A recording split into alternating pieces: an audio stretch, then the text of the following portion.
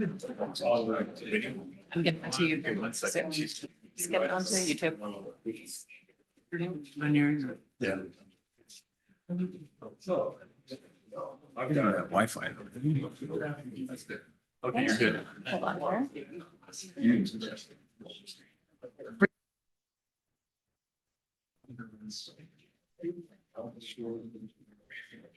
Yeah, we're good.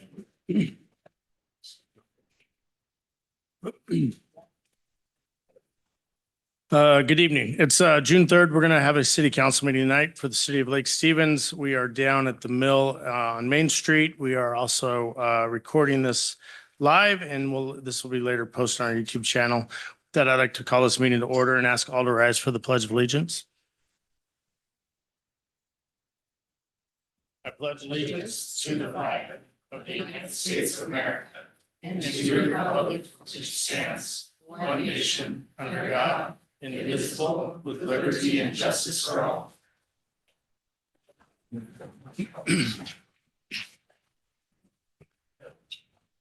Tonight's a special evening.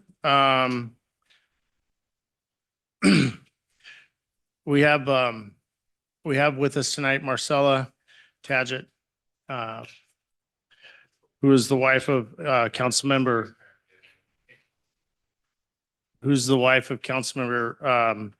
Marcus Tadet, who passed away way too suddenly, way too early. And tonight we'd like to honor him in this meeting and recognize Marcella as well. I also want to recognize the great numbers of friends and family of Marcus's that are here tonight to remember his many years of service to this community, to this city, his love for this community and the city. And so with that, this is how we would like to do that. We plan to do a roll call, and during that roll call, we will announce Marcus's name and then give a moment of silence for him after that time frame. And then we will move into council business, and we've asked the council members to give some time and some memories of Marcus on the council. Then I will give my thoughts. After that time, we'll break for 10 minutes. And then after that, we'll resume our normal schedule for the council meeting. That 10 minutes will give you the opportunity to give hugs, show love, and do what you got to do during that 10 minutes. So with that, I would ask Clerk Caitlin, can we get a roll call, please? Yep. Councilmember Donahue, Present. Councilmember Daughtry, Present. Councilmember Peters Hagen, Present. Councilmember Shipman, Present. Councilmember Jorstad, Present. Councilmember Ewing, Present. Councilmember Marcus Tadet.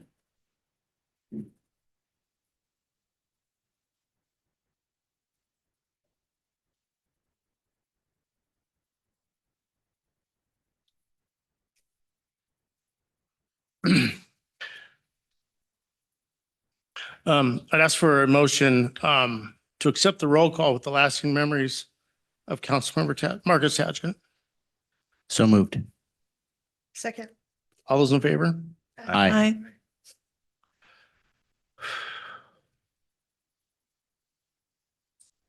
Council President, council business.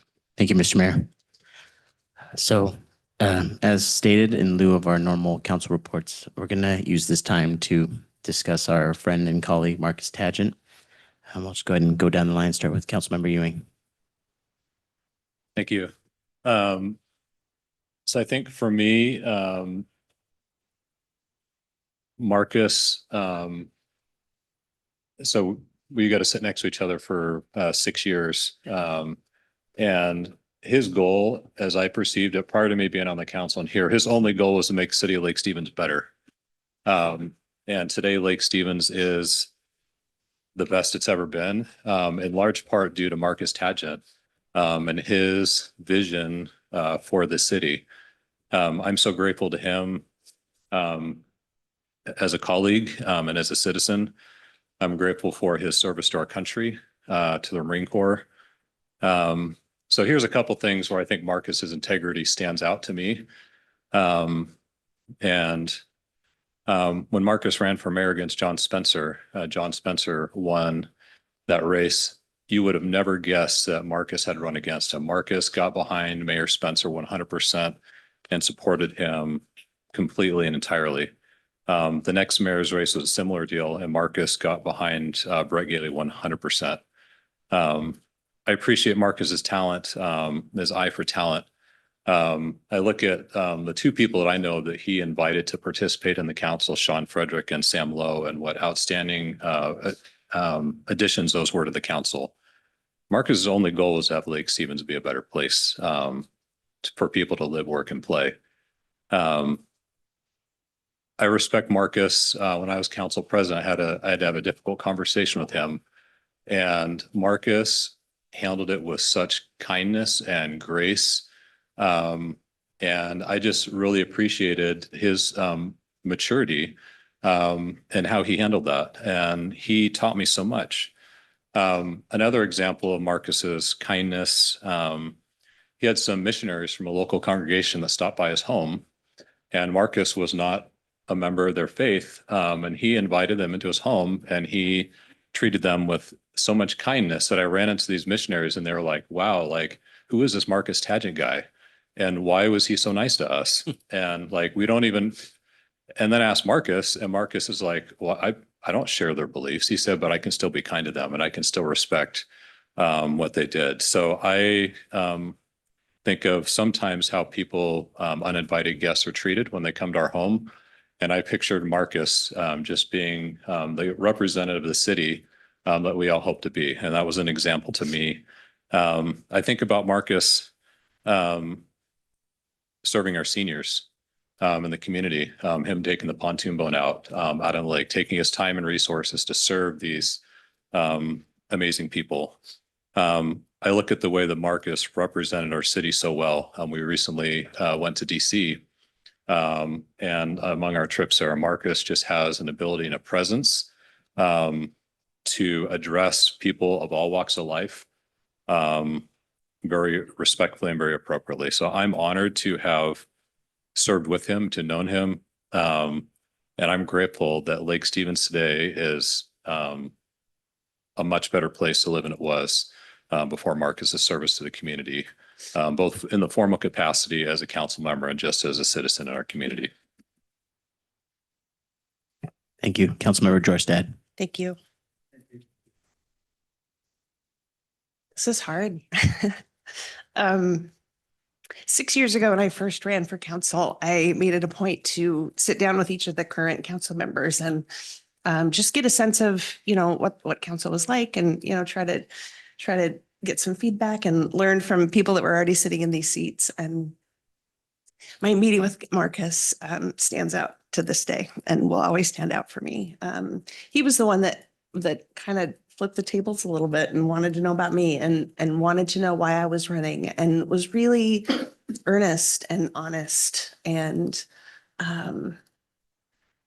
transparent about what council was like and why he was running and what his passions were. And, to echo what Steve, and I'm sure what everybody up here will say, he loved Lake Stevens and wanted to make it a better place and wanted to make sure that people that were running for office and that were going to be sitting in these seats also shared that passion.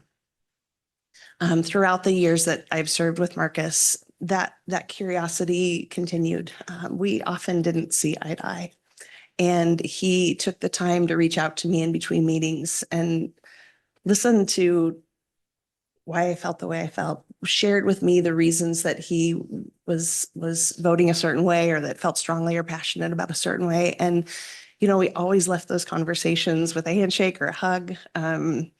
We disagreed, but we both shared that love for the city. And that was evident in him sitting up here and the conversations we had. I feel like I'm a better council person because I was able to share this space with him. He will be greatly missed. Thank you. Thank you. Councilmember Shipman. As a news member on city council, I've only known Marcus for about a year and a half. And so I don't have a lot of years of experience and feel like I was just kind of getting to know him. But he was larger than life. He filled a room when he walked in it. You felt his presence. He was, as other council members said, he was always kind. And he always had a smile.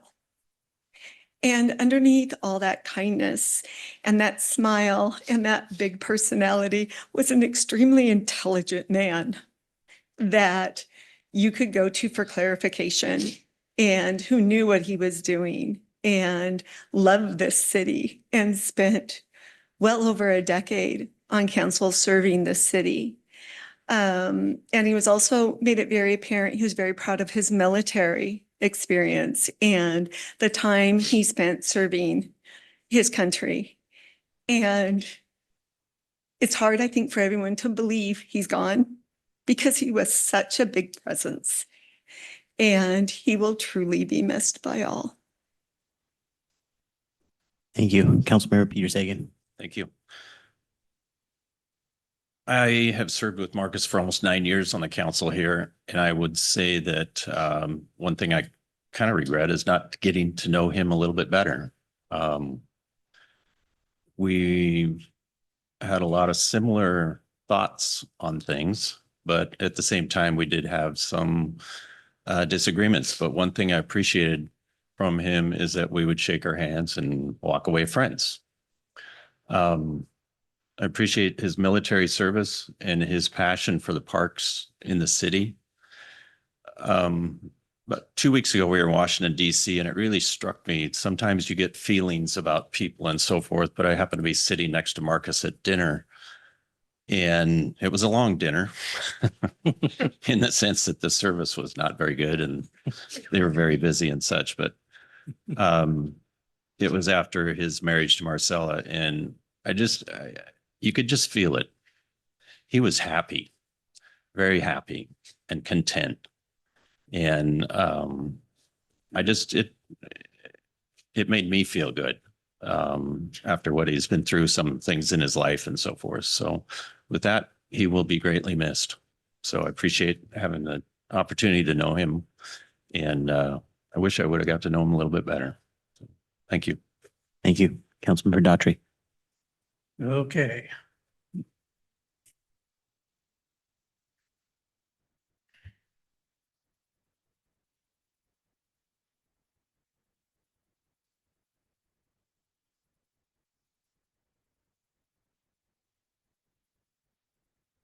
I hate this stuff. I've known Marcus since 2009. We ran for council together.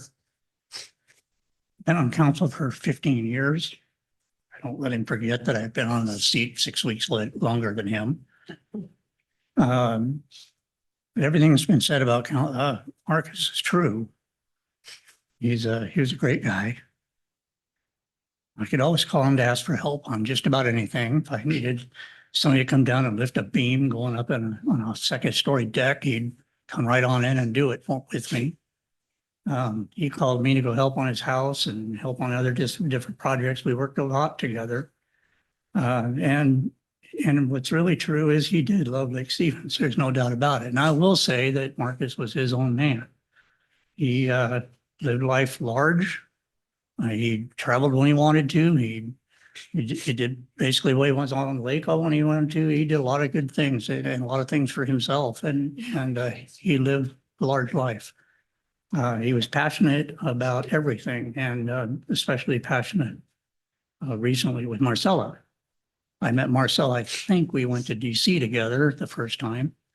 And they've been together ever since. And that was two and a half years ago. I don't remember how long. I've lost track of time after 15 years. You don't know what's going on. But I mean, like Gary said, and I didn't see eye to eye with Marcus on everything either. We had our arguments, and sometimes we meet after council and have more arguments. Go to his house or go over to Buzz Inn and have a drink or had water. but when you got done with the discussions and the arguments and the why did you vote that way? Why did you vote that way? Those kinds of things, we were still friends when we're done. And Marcus changed my mind on a few things. I changed Marcus's mind on a few things, and that's the way it works. And it was great to be with him on the council for so long. He did a lot, especially with parks. He is very passionate about parks. And one of the reasons that we have a parks department now is because of Marcus Pageant. He put quite a bit of effort into with the rest of the council to get that done, and we finally got it done. I'm just going to miss him. Thank you.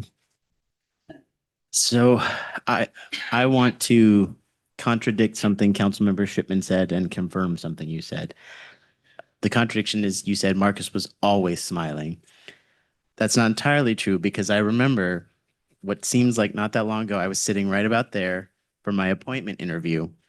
And I remember I made a point to go down the line with everybody and meet their gaze, and everybody, almost everybody, returned back some kind of, warm expression.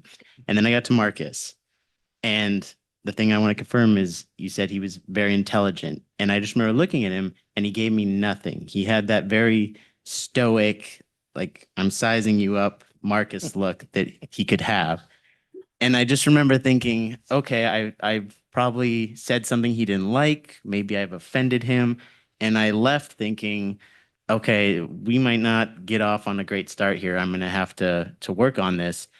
And to my surprise, he actually reached out to me after I was appointed, and we went out to breakfast, and I could not have been more wrong.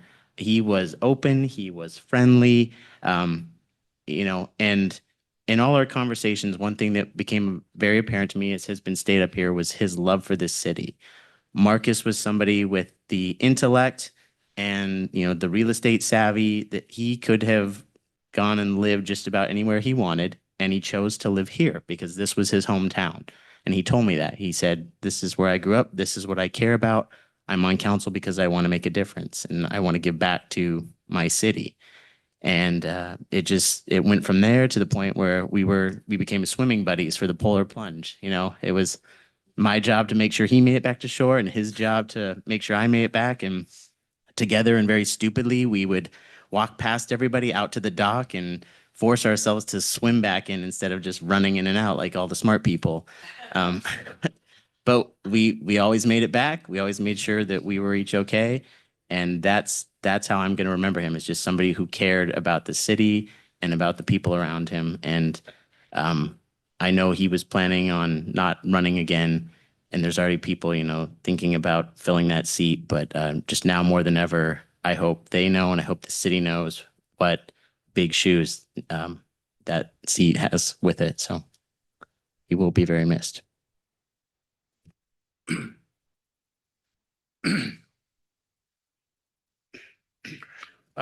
Great words tonight. I'm just going to throw in a couple. A couple of years ago, about every 6 months, I go up to Ashley Point, which is our senior assisted living complex, and I answer questions and let them know what's going on in the city. It's actually one of my most terrifying jobs as mayor, because they ask really hard questions and they don't care. And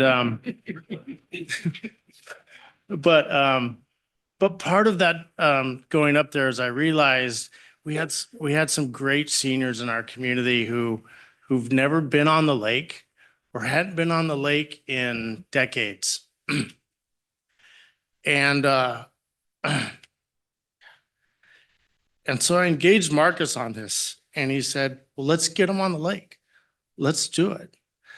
And that was probably 4 years ago, Jamie, was our first trip. And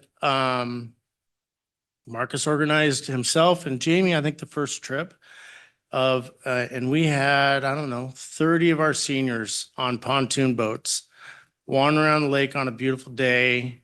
And the stories they were telling, and the questions they were asking, and the patience and and love for his community that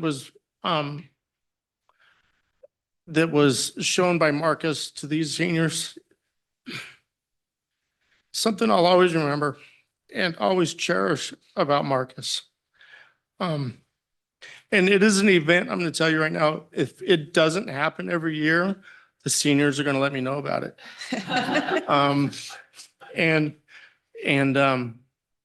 Marcus will be so sorely missed with that trip. But that to me,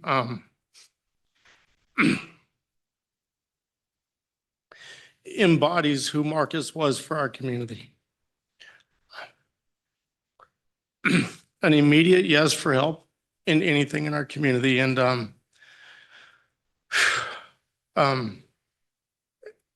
that's how I will remember him. I'll also remember that he loved to buy me dessert on our trips. And it's actually the last time I saw him was buying me way too much dessert and us eating it and enjoying it. Marcella, anything you need from the city, you have it. And I think it's ironic that tonight we will probably have the longest city council meeting we'll have probably since Costco, which Marcus would have absolutely loved.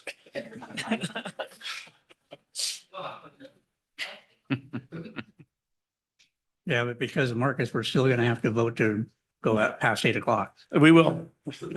And that's okay. That's a, That's okay. yeah, he loved the city, but he hated meetings.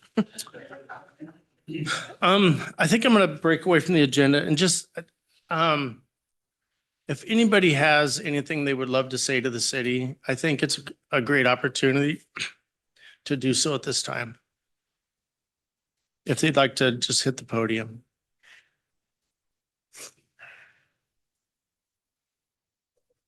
And if not, we can do that another day. With that, what we'd like to do now is take a 10-minute break and then we will resume our regular city council meeting. Let's just call it 6:30. Thank you.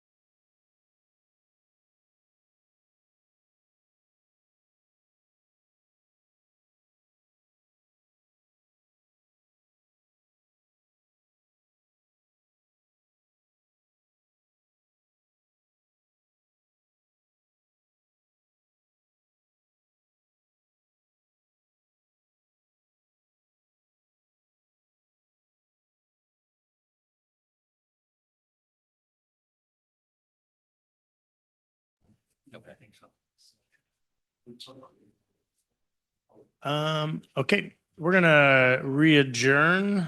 And with that, we're gonna go right into an approval of the agenda and then citizens' comments. So with that, Council President. Thank you. So we have one amendment to the agenda. It's moving item F from the consent agenda to action items.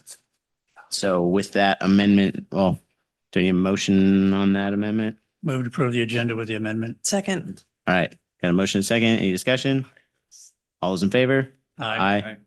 All right, Mr. Mayor, you have an approved agenda. Excellent. Let's go into citizens' comments. Let's first start with online comments. And I think we've got, with the agenda we have tonight and with several folks in person, we're going to limit comments to 2 minutes. And I would ask if folks have the same thing to say, we appreciate those comments, but if we could keep them minimal, just to keep the meeting down, but we do want to hear from you. So online, anybody? Anyone in the online waiting area, if you'd like to speak to council, please raise your digital hand and I can let you in. Mayor Gailey, Yes. we kind of overstepped a little bit. I think, Oh, did I miss the approval agenda? We did approve. we did, but I guess I'm asking to step back a little bit. We were considering item I also to be a discussion. Yeah.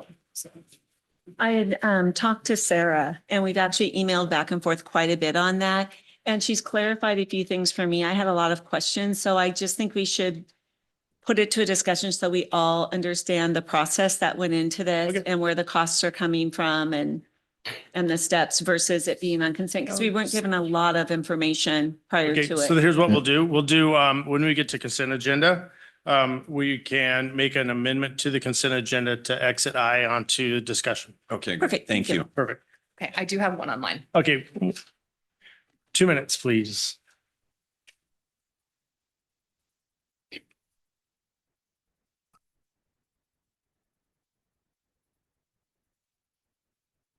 Darren, can you hear us? Darren, go ahead and unmute.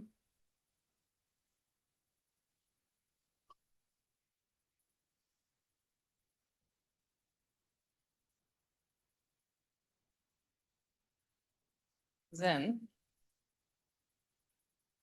Okay, we're gonna move forward with those in present. Darren, sorry, he just unmuted. Darren, can you hear us? Can you hear me? Hello? Okay, yep, you have 2 minutes. All right. I'm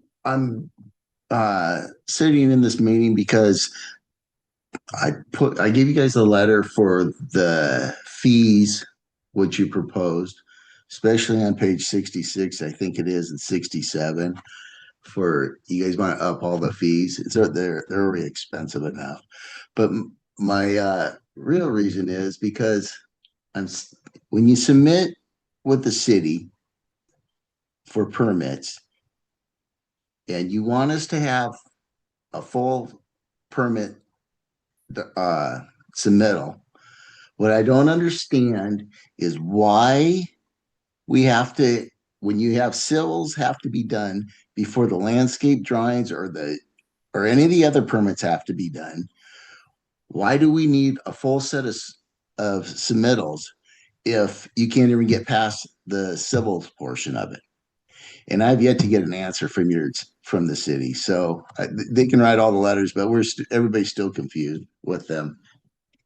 And so that's why I'm sitting in on this meeting tonight. Okay, Darren, thank you. Can I get whoever has a laptop on the podium? We're gonna use that for citizens' comments. So if we could pull that real quick. And let's go to in person, Lori Juder, is that right? Did I say that right? Well, it's close, doesn't matter. Okay, I'm Nobody sorry. can pronounce it anyway. I'm sorry. It's actually pronounced Yeetus. The J is like a Y. I wouldn't have even gone there. No, nobody Yeah. does. So who cares? So anyway, I've got 3 cares? minutes. I just want to talk. Again, we've established, my name is Laura Yeetus and my address is 11615 20th Street Northeast, because there is a southeast. And for clarity, I'm the one that purchased the kind of sad looking house on the corner of 20th and 117th. And hopefully it'll start to look happier. I'm working on it. So I appreciate your patience on that. I'm here to oppose it because I'm not even sure if I was considered a part of this current experiment, even though my address is 20th, my driveway is on 117th. So I am one of the most affected people by this. Now, when I go to work, instead of being able to come out of my driveway, turn right, go to work, I have to cross the pedestrian walkway, turn left, go 6 blocks down at the stop sign, turn again left, go to the stop sign, and turn again and go 6 blocks down. That's added traffic that I never had to use before. And it's not just me.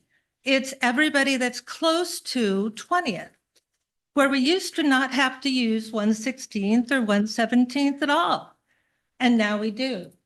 So this was supposed to help decrease the traffic problems, and instead it's causing more traffic on both 116th and 117th. So that's the inconvenience part of it. But I am most concerned about safety. I used to be able to drag my bins down the hill and put them at the end of my driveway. Now I have to drag them down the hill, cross the That's 2 minutes. pedestrian walkway, and put them over the road. 4 bins. And I come home from work about 10 o'clock at night. So I have almost been hit by a truck already. Because the cars on 20th that are turning onto 117th face a blind corner because of those rocks on the corner. And they don't have to stop. That intersection has no stop sign. Hey, Laura, can I get you to wrap? We have 2 minutes. Yeah. We have a lot of other Okay. speakers. So it's a safety issue. This is supposed to improve safety, and instead it's increasing the likelihood that an accident, which already has happened, is going to continue to happen. Okay, Thanks. thank you. And I'll remember a J as an L. What? The J is Or a Y. Y. J is a Y. See, I don't even remember that. Great. Next, we'll go with Brooke Olson.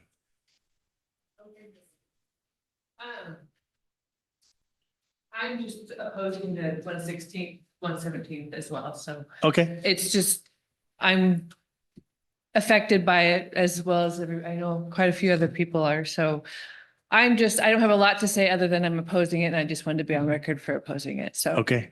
I'll keep it short, but there's Great, a lot of reasons, but I think Ray will cover most of them, so I'm supporting that. Great, Brooke. Thank you. Thank you. And let's go with Ray. Can you do it in 2? Right. I know. You're a good man. I had to cut it down to get it in 3.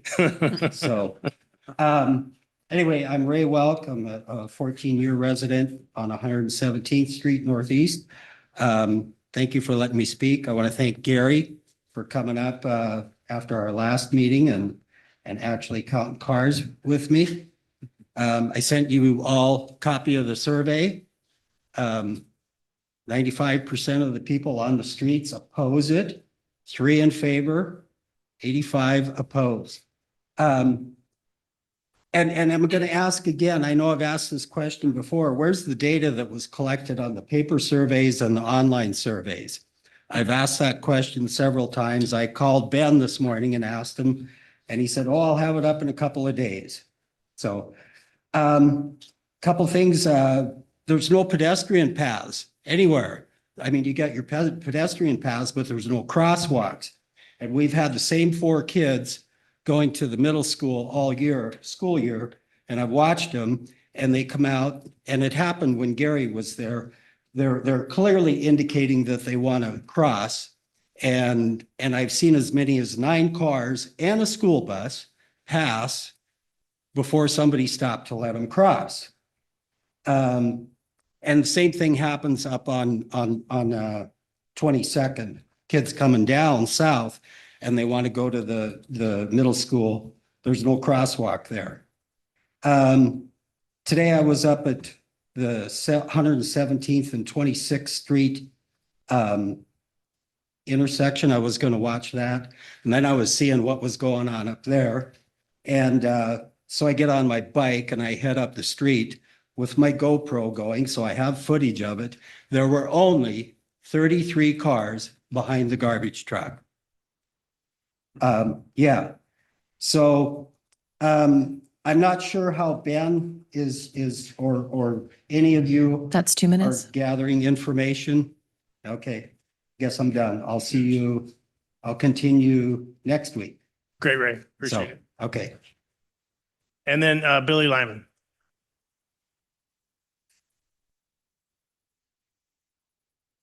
Well, I not only oppose the one-way streets, I am advocating for sidewalks. I prepared a little thing I'm gonna read here. Okay.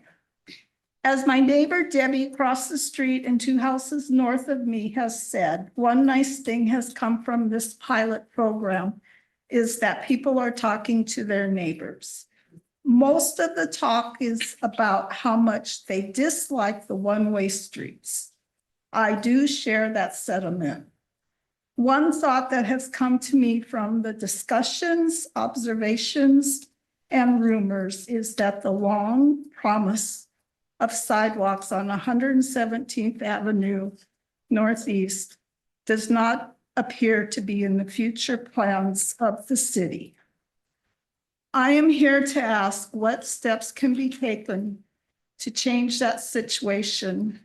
Do we start a petition? Do we open a web page and invite concerned neighbors to send comments? Do we contact our state senators, Lowe and Wagner? Our United States Congressional Representative Del Benny, maybe even Governor Ferguson? Those are the thoughts I have had, but I do think the process starts in this room with the city officials. I take frequent walks all the way from 32nd Street to Grade Road, to the library, to the post office, to the town center here, and to the dock at Lake Stevens. I meet up with people in my area that also frequent these routes. Most of these areas do have sidewalks, but why not the stretch of 116th and 117th Northeast between 20th and 26th? This is the area. That's 2 between minutes. North Middle and Lake Stevens High School. Can I finish reading? Yeah, just take a couple of seconds. Okay, and I'm nervous. Sure. I believe that the students should have safe walking paths from the high school south to the lake. I think this would encourage more students to walk to the school and for all to take advantage of the proximity to the lake and to the town center. I believe safe walking areas near the high school is not only a responsibility of the city to provide, but also a welcoming attraction for future growth. Schools and sidewalks matter. And I know the people in this room have the know-withal to implement a program to provide the needed sidewalks. And I hope this will help to get that done. And as an old person, I'm not at that senior center, but you know, I like to walk. Yeah. Kids like to walk. We should have a nice area to walk on that street. Thank you. Agreed. Thank you, Billy. And nothing will get community closer together than government getting in your business. Kelly Hudspeth? I got one. I was editing really fast. My name is Kelly Hudspeth, and my family and I live off of 117th. I come to this meeting to advocate for real sidewalks where the pilot is currently in place. I want to talk about the history and the investment in the community and that so many people have made here. These roads were part of the original city boundaries and the very starting place where families began to build and grow here in Lake Stevens. And on these roads, if you don't know, you'll see the brown signs above the newer version, and those represent the original names. And they were installed in partnership with the Historical Society in the city, who saw the value of keeping history and the stories alive. This is where I live. This is where we live. I've lived here with my family 25 years. I've raised my children here. We've invested in the community in many ways. A glimpse of my love and passion for the city. I was part-time director with the senior center as a part of the acquisition of Soper Hill. It was a while ago. Volunteer coordinator for Aquafest when there was a call out that it was going to be canceled. I ran and launched the Grandparents Raising Grandchildren program in this community for 8 years.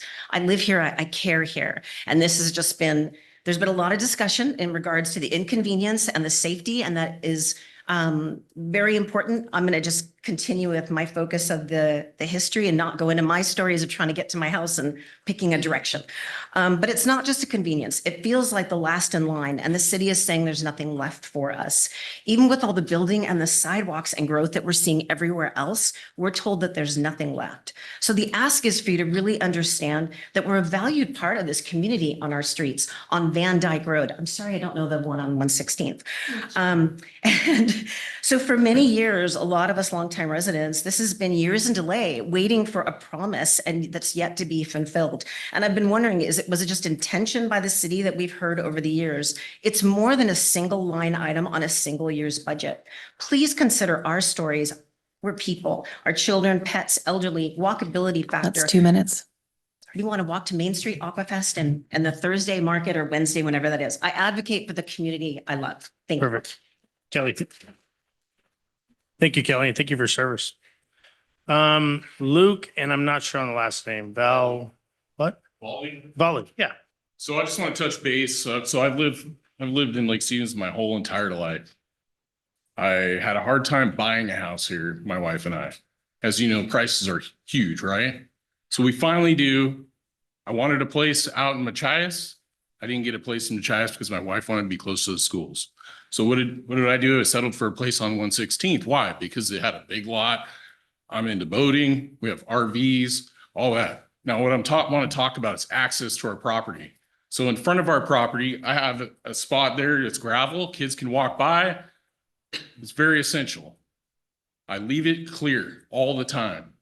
Now, I can't even get my boat or my RV into my backyard and access my property, let alone everybody else on these 2 blocks, or on these 2 streets, right? It's ridiculous. So that's all I want to say. Nobody has said anything about access to the property. I had to run over cones. I came down here to the open house, and the guys here were telling me, no, we'll have them all strategically played out. Well, it wasn't even 20 feet down the road. I got 60 feet of truck and trailer that there was a cone there. I called Ben. I told him about it. I said, they got to come out. I'm not running them over. What did he do? He came out and took one of them out. So what I did is I took the other one out because I'm not going to damage my vehicle and I don't think that's your guys' intentions, but it really pisses me off, and excuse my language, but this whole thing is very upsetting. And that's why everybody here is joined together to come and talk to you guys about it. I want to see we want to get some feedback. All we're doing is talking. So when we can get that, I would appreciate that. Thanks. Great. Thanks, Luke. So those are all the comments I have on that one. I've got one other comment. So the street gets replaced on June 5th, back to where it was. The pilot project be over on the June 5th. And then we go into an open house. I'm just giving you some dates and some feedback there. And then we do an open house on June 18th. Is that correct? And there we'll have some data and some more discussion, and we'll just see where the discussion goes. What time's that meeting, Mayor? Kim? I believe it's from 3 to 6 on site at where the second public open house was held on 116th. 3 to 6. That's what I heard as the current Okay. I don't know if you've talked with Ben. Should we go a little later? I know last time we were welcome to hang around as if people were lingering or showing Can I up. say something about that? Yeah, Luke. Later would be better, because a lot of people work, Yeah, yeah, especially myself. yeah, I got You it. know? Yeah, let's open those doors a little longer. Sure. Does Yeah. 7 sound better? Or how late do people hang out Sure. till Yeah, 7? Sure. Yeah. That's no problem. I don't think we've, I think that it's tentatively listed on the website, but I think we were gonna send out mailers or post flyers to the people yeah, that live yeah, on we those can fix corridors. it. I don't think it's inappropriate, but why do we meet on the street? Why don't we meet up here? Why doesn't it be on the street? But we think in the street we'll get more people because it's in the neighborhood, right? No, we don't. No? I went to the last meeting we had on 116th. And the high schoolers, or I should say anybody. Yeah, they were flying by us. Flying by, and I Yeah. could hear the engineer talking. Yeah. If you guys want to hold down here, we can hold down here. I think- I'm okay with that. We're safer here. Yes. Yeah. Yeah, we did one of each for the initial study, and I think the intent was just to be on site and feel what it feels like to be a pedestrian on the side of the road with Yeah. the cars going by. But if you want to have it here, we can have it here. We just need to make sure there's no scheduling issues. Yeah, we'll can take a look at that. So I'll Okay. look at having it Yeah. in a meeting room, and we'll schedule it from 3 to 7 on Can I June update the 18th. schedule? Hold on a second. Oh, is that farmers market? Just so you know, our intent was to be on scene so that we'd have more neighbors and stuff be able to show up. But if you want to have it here, we can totally have it here. What was that? I just wanted to mention really quick, a previous council meeting, I threw out a date that we were proposing to go over the data that was collected, but to accommodate the open house on the 18th, that disclosure is now gonna be pushed back to our council meeting on July 1st. Again, I'll make the same caveat that our schedule is very fluid. So that's a tentative date. I would highly advise you to check the agenda for that meeting before coming that day. But that is the current plan to discuss the results of everything in the open house on July 1st. I just want to jump in real quick. It looks like June 18th is a Wednesday, which is normally farmers market down here in the afternoon. So we will think through what makes the most sense for dates and locations, just to be the most Yeah. convenient for access. So stand by on that one. Thank you. Okay, great. And then we're gonna go with Janice Huxford with her citizens' comments. Janice, you have the floor. Thank you, Mayor. Thank you, council. Thank you, staff. I am here on a different subject, although I've already become of record on that last topic. I am first and foremost a business owner in this town. Due diligence, though, I am also a planning commissioner for the city of Lake Stevens. And I was a little dismayed to find in your consent agenda this evening through your budget items on page 71, with those of you that have that in front of you, that there is a line item that says portable moving and storage containers are going to be charged additional fees, substantially additional fees here in Lake Stevens. This is unheard of in my industry. The only other municipality, if you can call it that, is the city of Seattle. And I think we can all agree that that's not the direction that we want to go. I have sat through countless meetings talking about affordable housing. This and many of the other items on this list are going the opposite direction.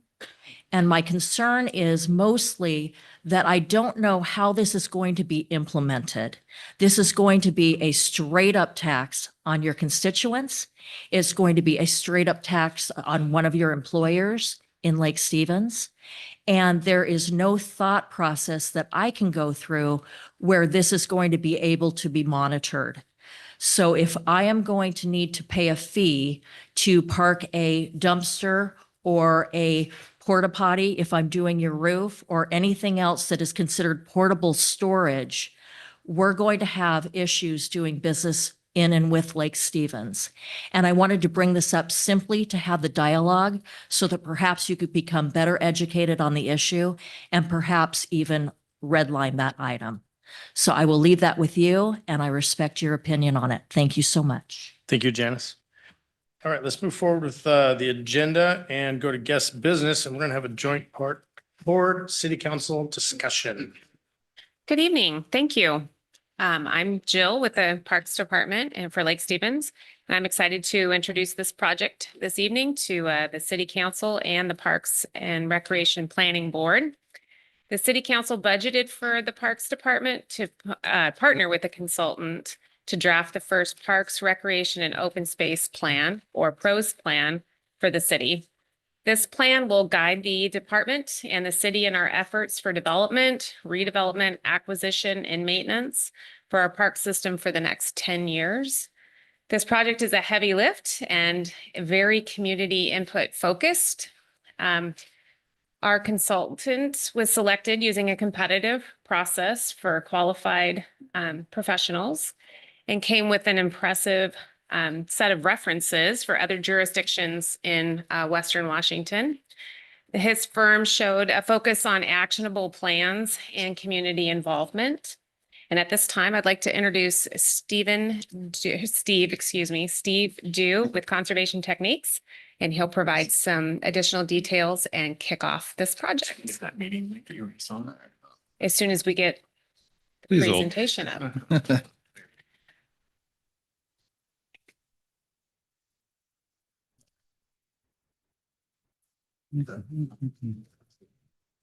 Thanks for your patience while we get this set up.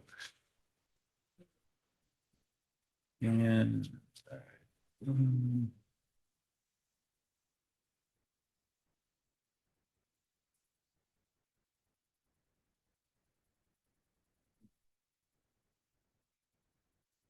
reshare.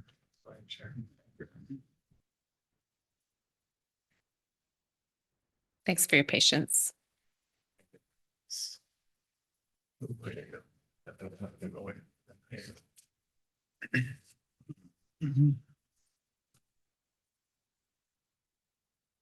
They can go away on them. This one. Okay.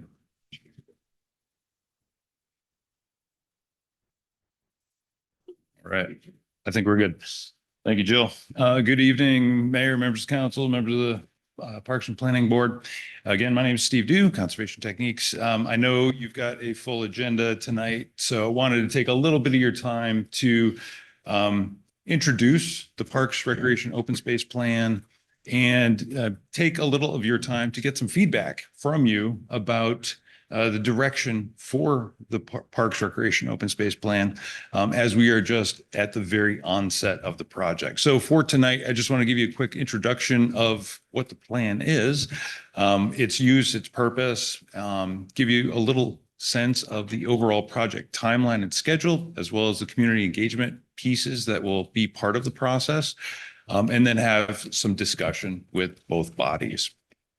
So the Parks, Recreation, Open Space Plan, or PROS plan for short, is going to be the city's 10-year guide and strategic plan for all things Parks and Recreation, for park and recreation opportunities, for facilities, for program potential, for open spaces, enjoyment of the lake, and all things related to parks and recreation.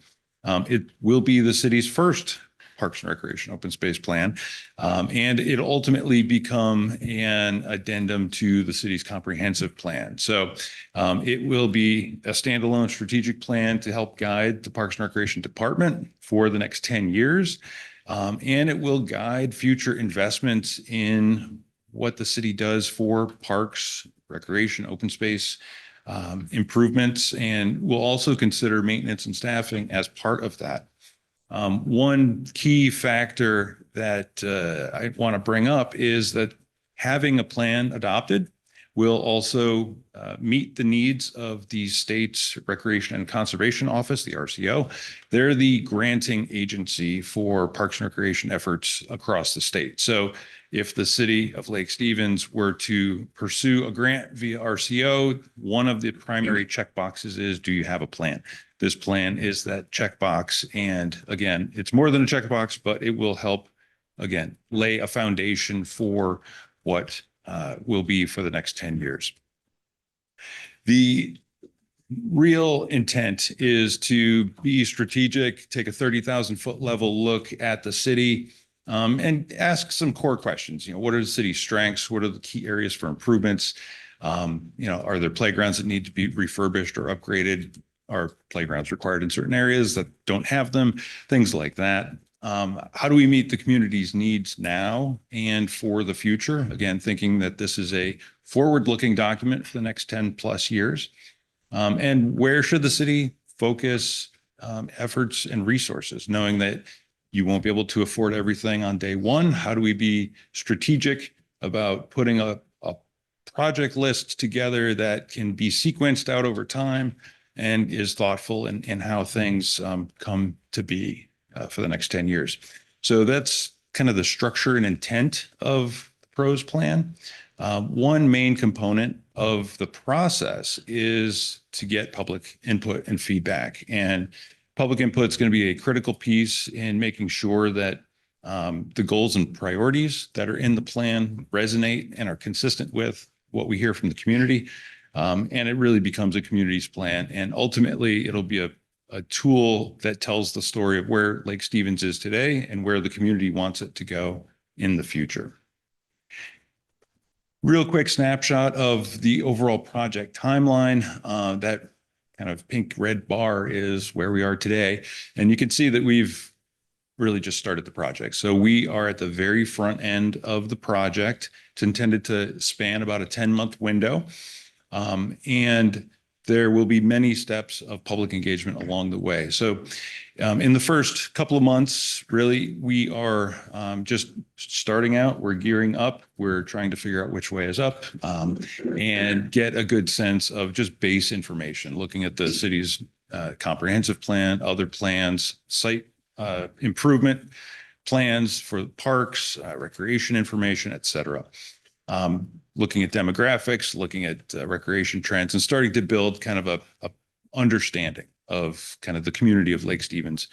And then we will also be starting an assessment process where we will visit, or I should say our landscape architect will visit each of the city's properties, look at current conditions, look at quality, look at what's available, and look at opportunities for other improvements that might fit if there is room, and also look at ADA and accessibility and other factors that make for a well-used and usable park space.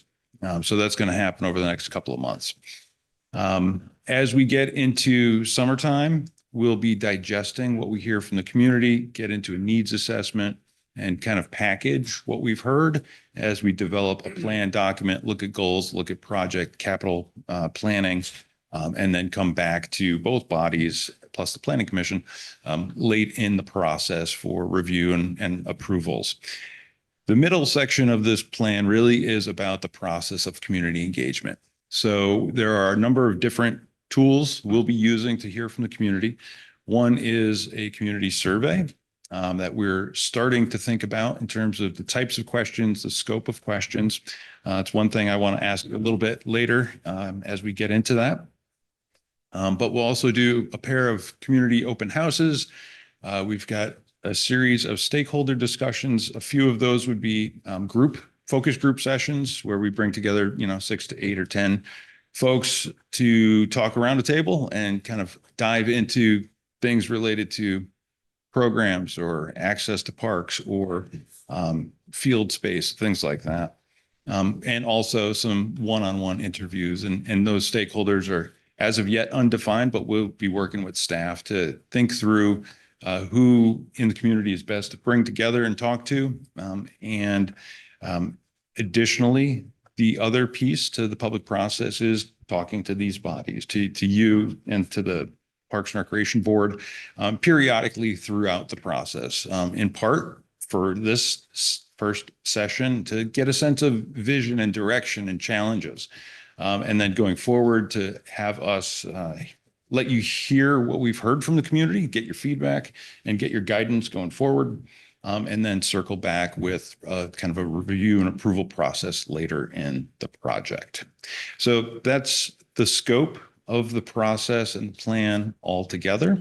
And for my remaining time, I really want to have a bit of a dialogue and discussion with you and get your feedback and maybe have you each talk to each other about where Lake Stevens is today. So for me, one thing I think about is as a kind of a strategic high-level plan that looks forward, I'm curious to get a sense from all of you what you value about Lake Stevens parks, facilities, open spaces. And it, for me, just a way to frame kind of the key words that come to mind when you think about Parks and Recreation in Lake Stevens. So, Mr. Mayor, I don't know if you want to orchestrate dialogue or how you want to do Answering this. that question, whoever has some thoughts. I have some, but I'll. It is. All right, so here's what I value about our parks. I got two little dudes and I need them out of the house as much as possible.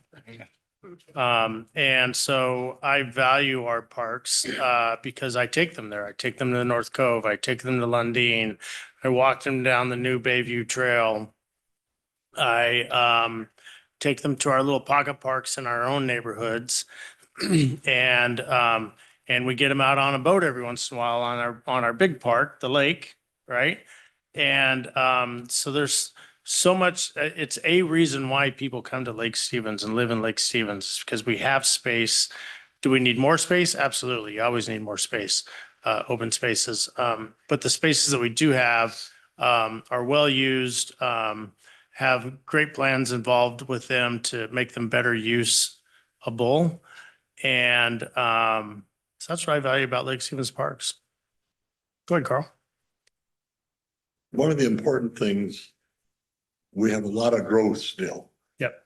And we've got to look farther down the road and gather some property that eventually, maybe 10 years, can be used as a park. What was that last part, Carl? We could use it 10 years down the road. 10 years. Because we've got to get our hands on it now. Yeah. And then in the future, it'll be ready because they keep building and they're allowed to build, what, 10 feet apart? Yeah, So there's no even closer, space. thanks to last year. So Yeah. we've just got to look into the future farther, and we haven't been doing that. Yeah. We've doing that, the city, I think, has done an excellent job. But when you look around and see Lundin gets full on a nice day. Yeah. And then the street, a lot of the streets are walkable in some places, I guess they're not, but anyway, we've got to look down the road a little bit, and be trying to find property to work. Thank you.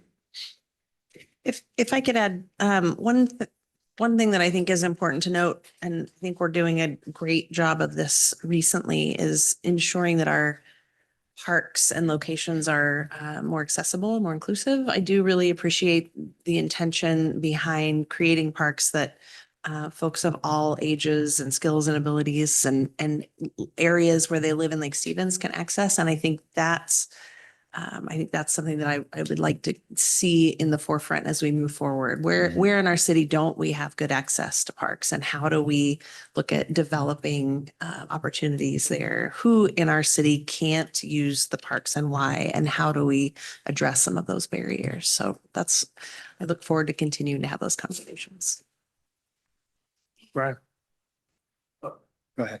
Good. Mr. Mayor, what is the population increase year after year? I mean, this rate is going up very fast. Yeah. So if you look at it, 2008, we were 8,000 people. We're 42,000 people now. By 2045, we're supposed to be at 54,000. Okay.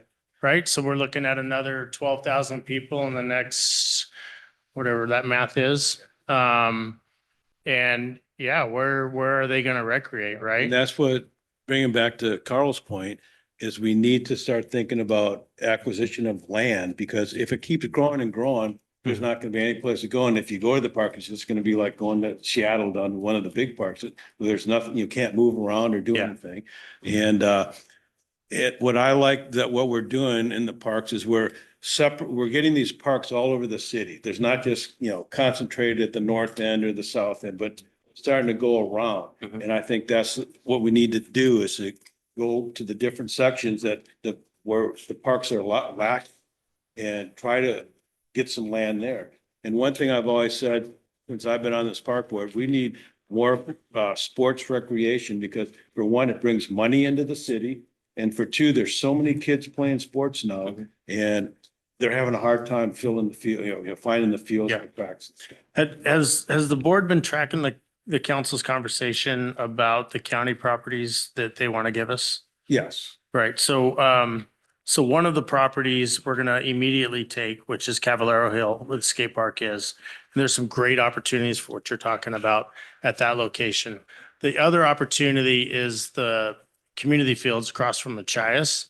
That becomes a bigger discussion in that that's a very expensive park. Exactly. And when I say expensive, I mean, operational costs. Yeah. For the county. It's why they want to get rid of it, Yeah. right? But then that cost becomes a big expense for the city if we just take that on. Part of that discussion is how do we pay for that?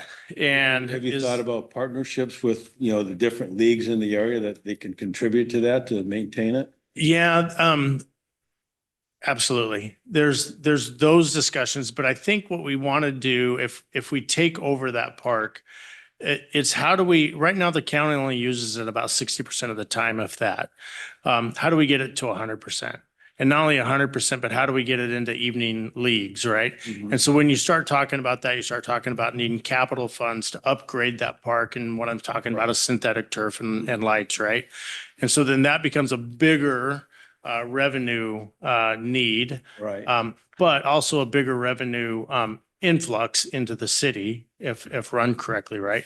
So part of the discussion that the council is currently looking at is can we take an idea before the voters in November to approve additional revenue for the city, additional tax for the city to pay for that sort of increase in our parks. And I think this is my personal opinion. Council members have their own opinion on it.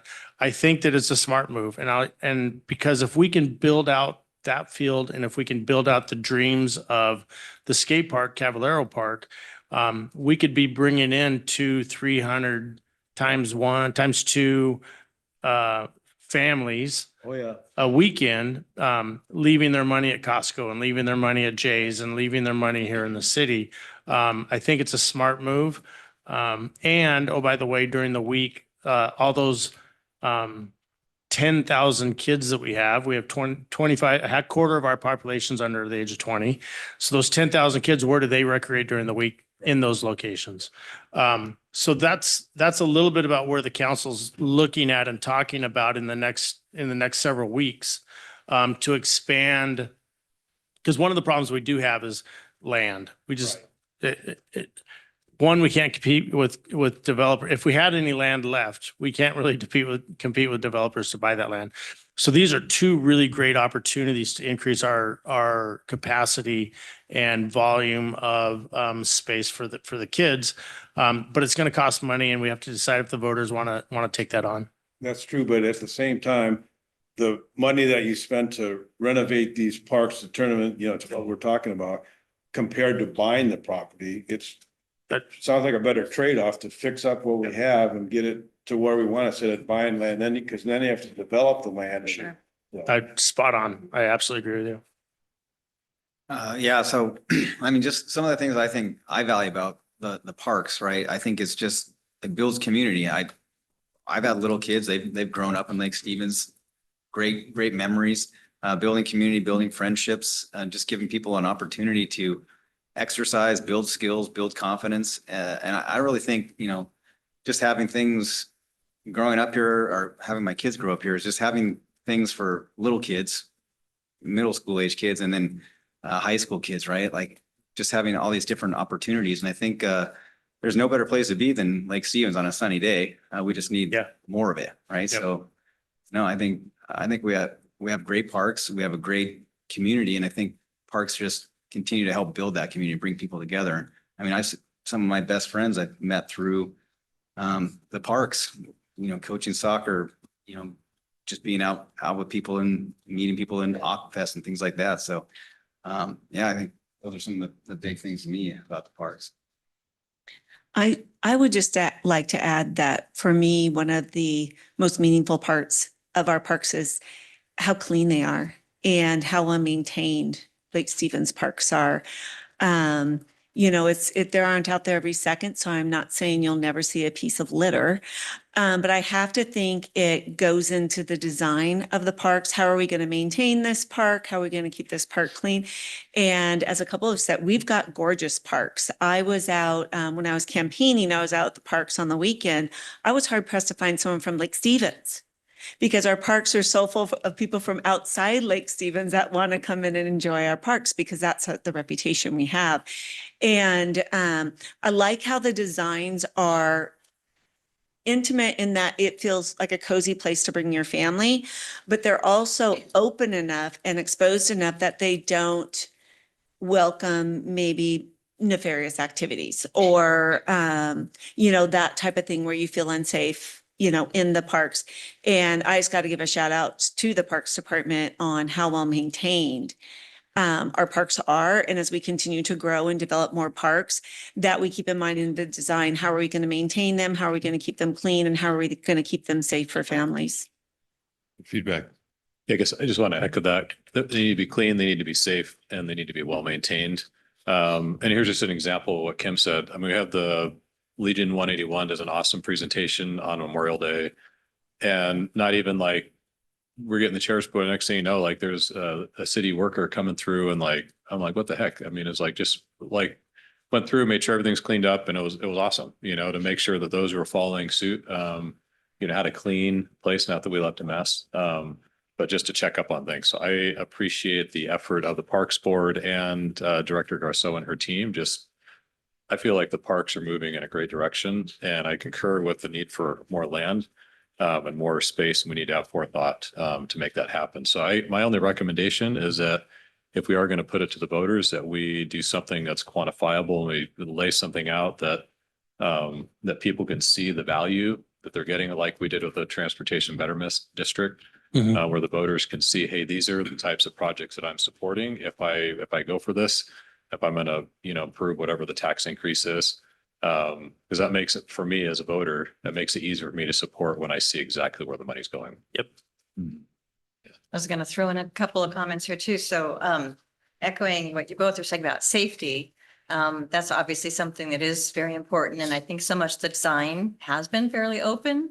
So again, we all appreciate that part too. Parks as a form of economic development is really a comfortable way. If you're talking about increasing sales tax at all, but you're marrying it with economic development. I mean, I think that would be, would resonate with a lot of people. So we get the benefit and again, it gets to multiply. I also will continue to hope that we'll be open to other forms for opportunity for recreation. So like the pump track that we've been talking about, we've looked so many different places for that one. But as we look at also who's coming to our community, the different needs, I know I've mentioned this one before too. We have other ethnicities coming in that have different sports that they enjoy. Cricket. And cricket, yeah, say badminton. So as far as remaining open, and again, with that kind of long view of what we will become. Yeah. Yep. And that's a great segue to the other question I've got on the screen, which is what recreation opportunities might be missing, or where you might need more of. I'm hearing sport fields. I'm hearing potentially playgrounds or parks in areas that may be currently deficient. I am hearing pump track and other sorts of activities. But what else, if anything, comes to mind for things we need to consider as a project team to work with staff and put in front of the community and say, do you want to see this? Do you not want to see this? Any other ideas come to mind? I think one of the things we've talked about, as a council also is because we live in the Pacific Northwest, having some sort of covered sports options, I think would be great for our community and the communities around. Pickleball courts is another thing I've heard. Golf course? Pickleball. Oh, Yeah, golf course. I don't know where you're putting a golf course. No, pickleball. It's another. I'd like that, but that ain't. The 18th hole will be on the lake. Yeah, exactly. I think that we could use some more, a couple smaller passive parks where people can just go and get away from it all instead of being in a group. I know we have a few, but there's a lot of areas that the land would probably be cheap because it's, non-buildable stuff. And I think that would be a way for people to use that. And we've also floated the idea, bringing money in as a driving range somewhere. Because I mean, look at that place in Snohomish, that thing's a gold mine now. Oh, yeah. One of the things I think we're missing, and I think the community all brings it up all the time, is just safe walking paths to get to the park, safe access, connections, getting from park to park or from, communities to the park. Trails that are road separated. I think those are some of the things that I notice about Lake Stevens that I see in other cities that, Lake Stevens is a really safe place, but it's not really safe to get to a lot of places if you don't have a car. Well, to your point, I love what the projects are in line for the sidewalks, connecting, certain areas to get to the parks to maximize the number of people that are able to get to like Lundin Park and other Cove Park. I think it's great, the progress that's being made there. So One of the things we've discussed in the past, and it's not really gone anywhere, is we got some big green spaces back here full of trees and stuff. It's wetland, but there's ways of using that as trails if you do it the right way, boardwalks and those kinds of things. We've discussed boardwalks for several years. Marcus and I were both bullish on that. But it's a wetlands, we can't do it. Well, that's not true. It is a wetland, but we can do it, and there's ways around it. So that would help with connections from the Boys and Girls Club coming through there and things. The only issue that I would see on that is is safety. Because you're going to be walking through the trees and it's not really open and nobody's going to be able to see what you're doing. That could be a problem that I could foresee. But at the same time, there's opportunity for some more trails and through some of our wetlands that they're doing it. And it's, we can keep them on the trail and not in the NGPAs and those kinds of things. I mean, the disc golf park has a lot of those boardwalks all throughout there. And Forest Park and Everett, they do a great job with their forested walkways going through there, and they keep them safe and clean despite their, problematic demographic they're dealing with there. Right. Yeah, the Narbeck Wildlife Sanctuary has pathways all through their wetlands, boardwalks and things. Yeah. I think the old dump eventually will be safe enough to use. That should have some pretty good acreage out there. So that property is very frustrating. It is actually usable now, but getting the county to care about it because it's in the county is very, very, very, very difficult. It's a discussion we've had multiple times, and Gene and I don't have a lot of hair left because of that discussion. But it's one we can continue. It's just the county. It's just not on the radar to be any sort of a recreational facility. We've tried to annex it. We've tried to get it in our UGA.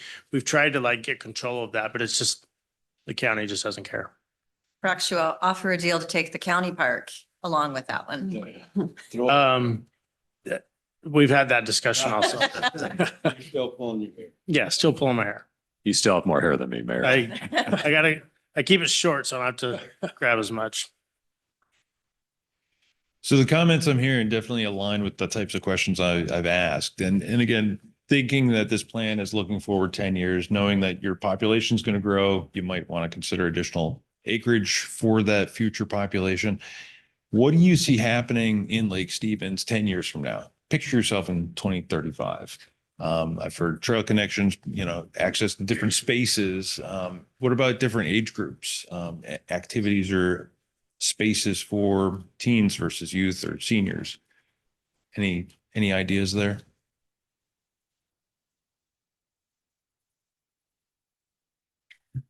If not, that's okay. I think, kind of to your point, one of the things with youth sports is Lake Stevens doesn't have select or premier leagues. And a lot of that's because we don't have the facilities. So I think that's one thing that would help keep, our talented kids in Lake Stevens versus having them go out and spend money in leagues in different cities. And also would help our high school sports teams because they'd be playing together. So I think that's one thing that I would say would be good in the future. Yeah.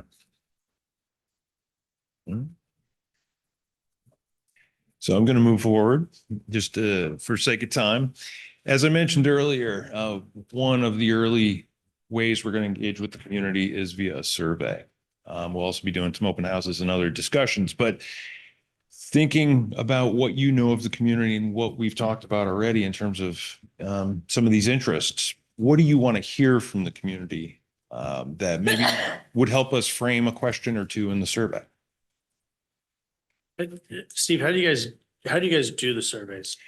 Good question. Yes. So the survey for this project will be a dual mode survey. So it'll be a mail out survey to a random sample of 2,500 households. Plus, it'll also be an online survey that anyone in the community can take. We keep the data set separate, and then we can compare and contrast the two different data sets. So it'll be in the community circulating for, a little over a month, probably. We haven't worked out the specific timeline yet, but yeah, it'll be a random sample mail out survey plus an online. Okay. I think one of the things you need to be trying to get from the community is what activities do they want to do? I mean, we talked about, cricket. I mean, we have lots of crickets, but not cricket. Pickleball, those kinds of things, but what other, like you said, we have different ethnicities that have different sports that they like to do. So what are those? I don't know. Soccer or maybe we actually call it football because that's what, they do in the Britain. But so if we ask the question about what things do you not have that you're looking for, then maybe we're going to get that. There is also talk about having some places for RC cars or RC boats, RC planes. I mean, there is one place down past Machias that has RC planes, which you have to belong to the group to do it. So there, there's different things that people like to do that there's just not the opportunity to do here. Can't get their RC boats out on the lake because it's too choppy for them. And so there's opportunities in different places for that. I think to piggyback on that, what are people leaving Lake Stevens to do recreation wise that they can't do here? And what are the barriers for them being able to stay in Lake Stevens and participate in those activities? I think your 2035 question is a good question. Okay. Yeah, As an open-ended sort of question. Well, it's open-ended, and because if you tell us what they want now, like I can't give them what they want now. Right. Right. But I can build towards it in 10 years. Yeah. And then cost. I was going to say. We can have a whole list of wants. How are we going to pay for them? And does our community want them enough to pay for them, as well? Whether it be through a tax or I know we're looking at other things too. I know for that particular park, the community park, we talked even about sponsorships, not so much with the leagues that you were suggesting, but someone sponsoring, like a large company sponsoring the park to help pay for it. But some ideas on, how willing are people to help shoulder the cost of especially sporting areas that are more specialized. Right. Okay. And I guess with that, are there any hot topics or hot button items that we need to just be aware of as we start to engage the community? Don't want to, Yeah, cause no a new scene. taxes. That's always going to be a hot spot. But if you take it on like Steve Ewing said, is you get the TIB, we did that and we put down, this is what we're going to spend the money on, and you get everybody to understand what that's going to be, then great. I mean, if we can come up with a covered pump track and that's what we're going to spend the money on, then great, they know what it's for and they either buy off on it or they don't. So it's really great to talk about, we want people to pay for this stuff. Okay, great. But there's a lot of people out here in Lake Stevens that aren't in that group of youngins and they don't want any more taxes. True. So, that's part of that conversation. I can think of two, just in talking with folks in our community. I think there's a sense right now that the park location isn't equitable, that they're concentrated more in one area. I do think, to your point, we're getting better at creating more throughout the city, but I know that still comes up. And then I think lake access is another kind of a hot button issue. It feels like not, that's not something that everyone has access to. And there's a desire to look at ways to expand that. To launch boats or to Recreate on the lake in whatever way. Put your sand in the They may toes, want To. toes in the sand. Right. One thing I would like to explore is a little more greater partnership with the school district and how to enhance maybe their existing facilities to benefit the city. They have, every school has a field. We are going to see in the next 10 years, folks that don't have property that they can recreate in their backyard. We're going to have multitude of apartments and those people need the open space. So, as you mentioned, I mean, good luck trying to find a piece of property. So how do we maximize the existing open areas that we have? And that's part of that's reaching out to the school district to see what we can do to enhance some of the facilities. And in particular, the old high school field north of North Lake is an underutilized field. You know, what can we do to enhance that, to make that more attractive? So another avenue. Super. And then the policy section. Yeah, the policies are what you really got.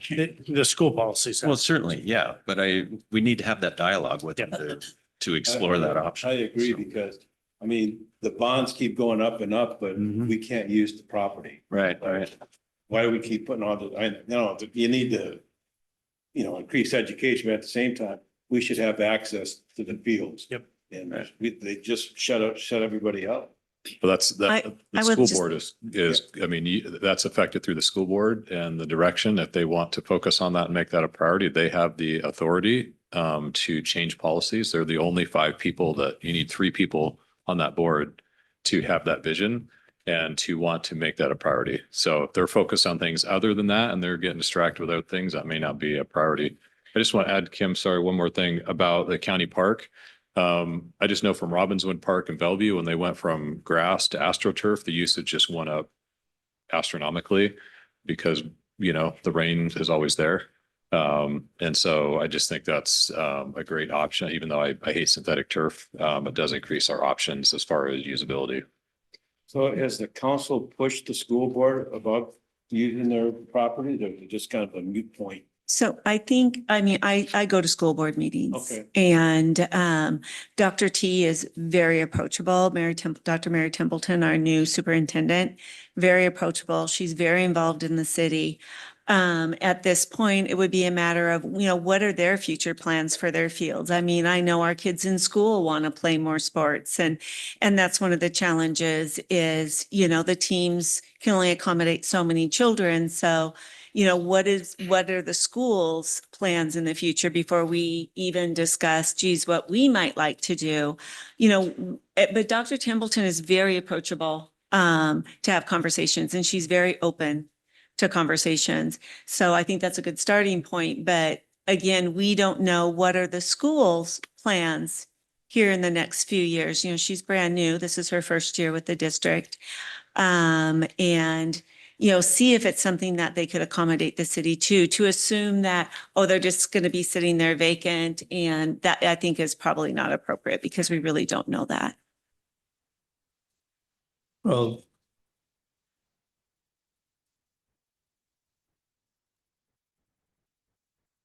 okay, so I'm running for office again, so I'm going to say this anyway. All right.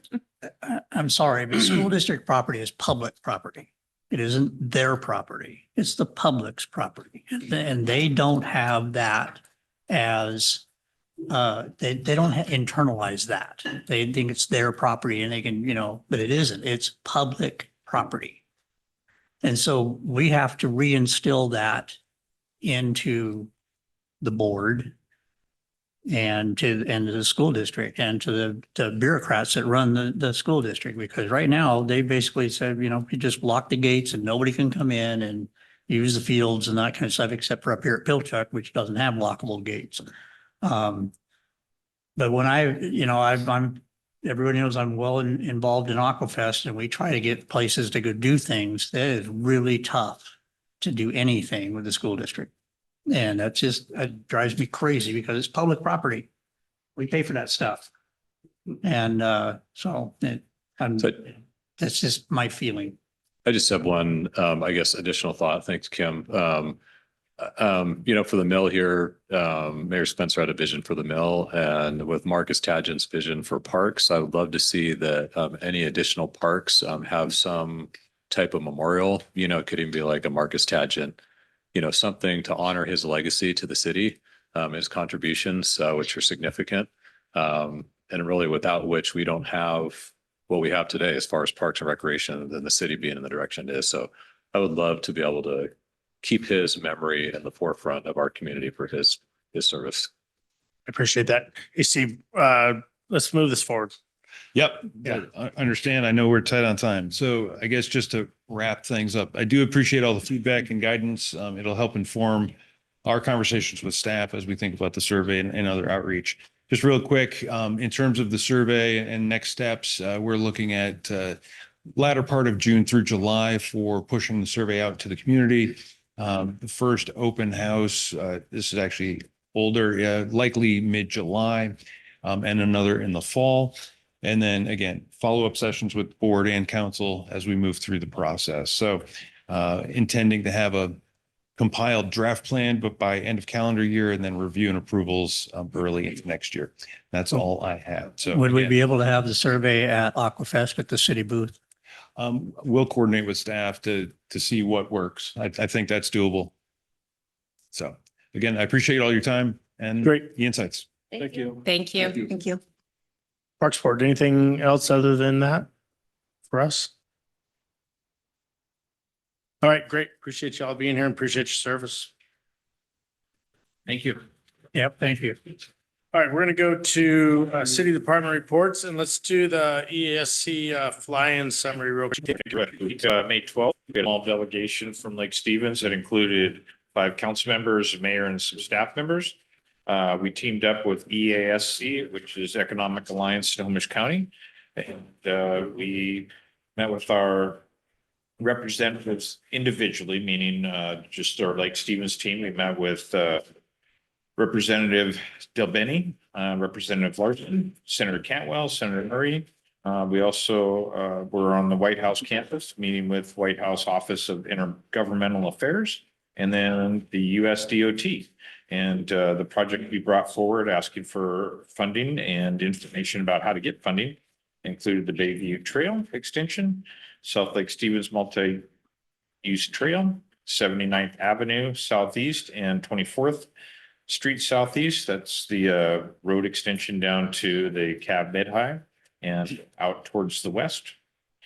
And we also talked about the US 2 trestle and the discussions with the ESC group to represent the Snohomish County as a large, included infrastructure projects, transportation projects, childcare, education, and economic growth for the county. It was very successful. We've already received feedback from Susan Delbeni's office, and her staff have been working with our staff on our asks. And so we've made some inroads. In fact, they put together a report for submitting applications, got it out to Lake Stevens already. So instant gratification and response from our. Did we, Department of Transportation, the gentleman we met with, as well as the White House, we sent correspondence back to them. Appreciate the time that they've taken with us and so forth. Okay, let's knocking that out. Okay. You should see that shortly from me. Okay, great. Thank you. Anything else? Nope, I think Jean captured it perfectly. The summary that's in your packet this evening is just going over some of the common themes, again, recapping the meetings that we had and some of the takeaways. So if you have any further questions, we'd be happy to answer those. Great. Eric, let's do a Public Works Department report. All right. Well, good evening, council, mayor, city administrator, and esteemed legal counsel. Good to see you. My name is Eric Mangold. I'm the capital projects manager for the city. I'm in the Public Works Department. I'm just here to give you a brief presentation on the status of the Main Street project. We've been working on this for quite a few months, and we're getting close to Aquafest, and I'm sure everybody's got questions. So I'm here to give you the synopsis. So today we're going to go over the current schedule and where they are progress wise, the project future state, what we can expect. What about Aquafest? I know that's a big question everybody's asking right now. And then the key takeaways from this project overview. And then we have some time for questions afterwards if you have any. So to get started, we started in March on this project. The contract has 95 working days in the contract. We have added 7 additional working days by change order due to additional excavation that had to be done and some utility coordination. We are working with PUD, Power, Ziply, and Comcast all, and coordinating all 3 utility agencies is quite the challenge. And so we're really working on getting all that stuff put together. So far, they have worked on 63 of those 95 working days. So they have about 39 working days remaining. So you can see they're about 68% through the schedule. Where it gets a little dicey is the contract amount. So we have a $3.76 million contract with them. They have performed $588,000 worth of work so far. So they performed about 19% of the work over 68% of the working days. So this is quite the schedule deficiency. They have about $2.49 million remaining on the contract to finish of work to do. And so this raises quite some concerns. It's been something that we've been concerned about and have expressed this concern to them throughout the project. But we have some good takeaways from this. The next slide will show how we're going to move forward with this project. Well, currently the contractor has been put on notice for their schedule deficiencies. We've been telling them at our weekly check-in meetings where they are and expressing our concerns with them. They have now been elevated to their own, the contractor's owner is now on notice as well that this project is severely behind schedule. So we've requested a recovery schedule that is required to be given to us by Friday, the end of day today or this week. We also have talked routinely about the Aquafest plans and how we need to be clear for that. They have committed verbally to making sure that they will be done, but we have now requested an action plan to be presented as well on Friday, by Friday, to let us know what their actual plan is and have something committed to in writing that we can hold them accountable to. We're going to continue to closely monitor the project schedule. We've been keeping track of everything that they have on their weekly schedules and writing red X's on things that they haven't done and yellow X's on things that they've kind of done and green check marks on things that they've finished.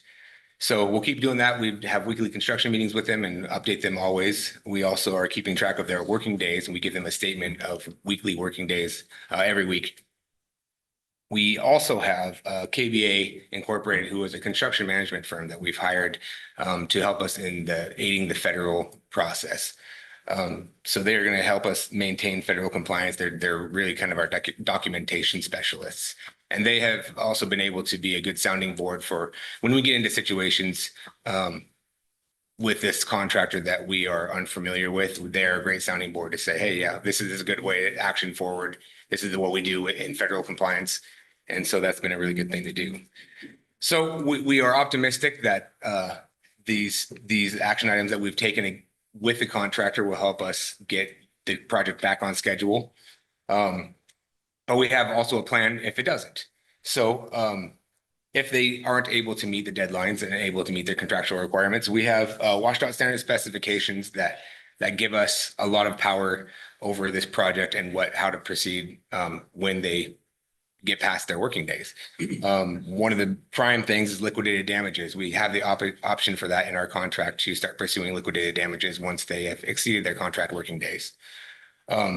If that all fails, we also have the ability to terminate the contract. And that sounds scary. However, we have bonds in place for this very reason. It's a surety to make sure that the project is completed. So if that gets to that, we don't think that it will, but if that can, we have a worst case scenario to still be able to make sure this project still happens and is able to be delivered correctly. So how does this affect Aquafest? Is this a big concern? Not terribly. Actually, I have been attending the Aquafest board meetings. And so I have been continually coordinating with them to make sure that we are on the same page as far as the requirements for Aquafest and what our contractor can do to make sure that everything's gonna be cleared. So at this point, we have committed to safe and flat for Aquafest, which means pedestrian access. We'll have the roadway cleaned up and make sure that all the carnival can be there. And everything will be out of the way for the Aquafest to happen properly. We've been working with a contractor to advise them of the key dates and the locations that Aquafest needs for their preparations.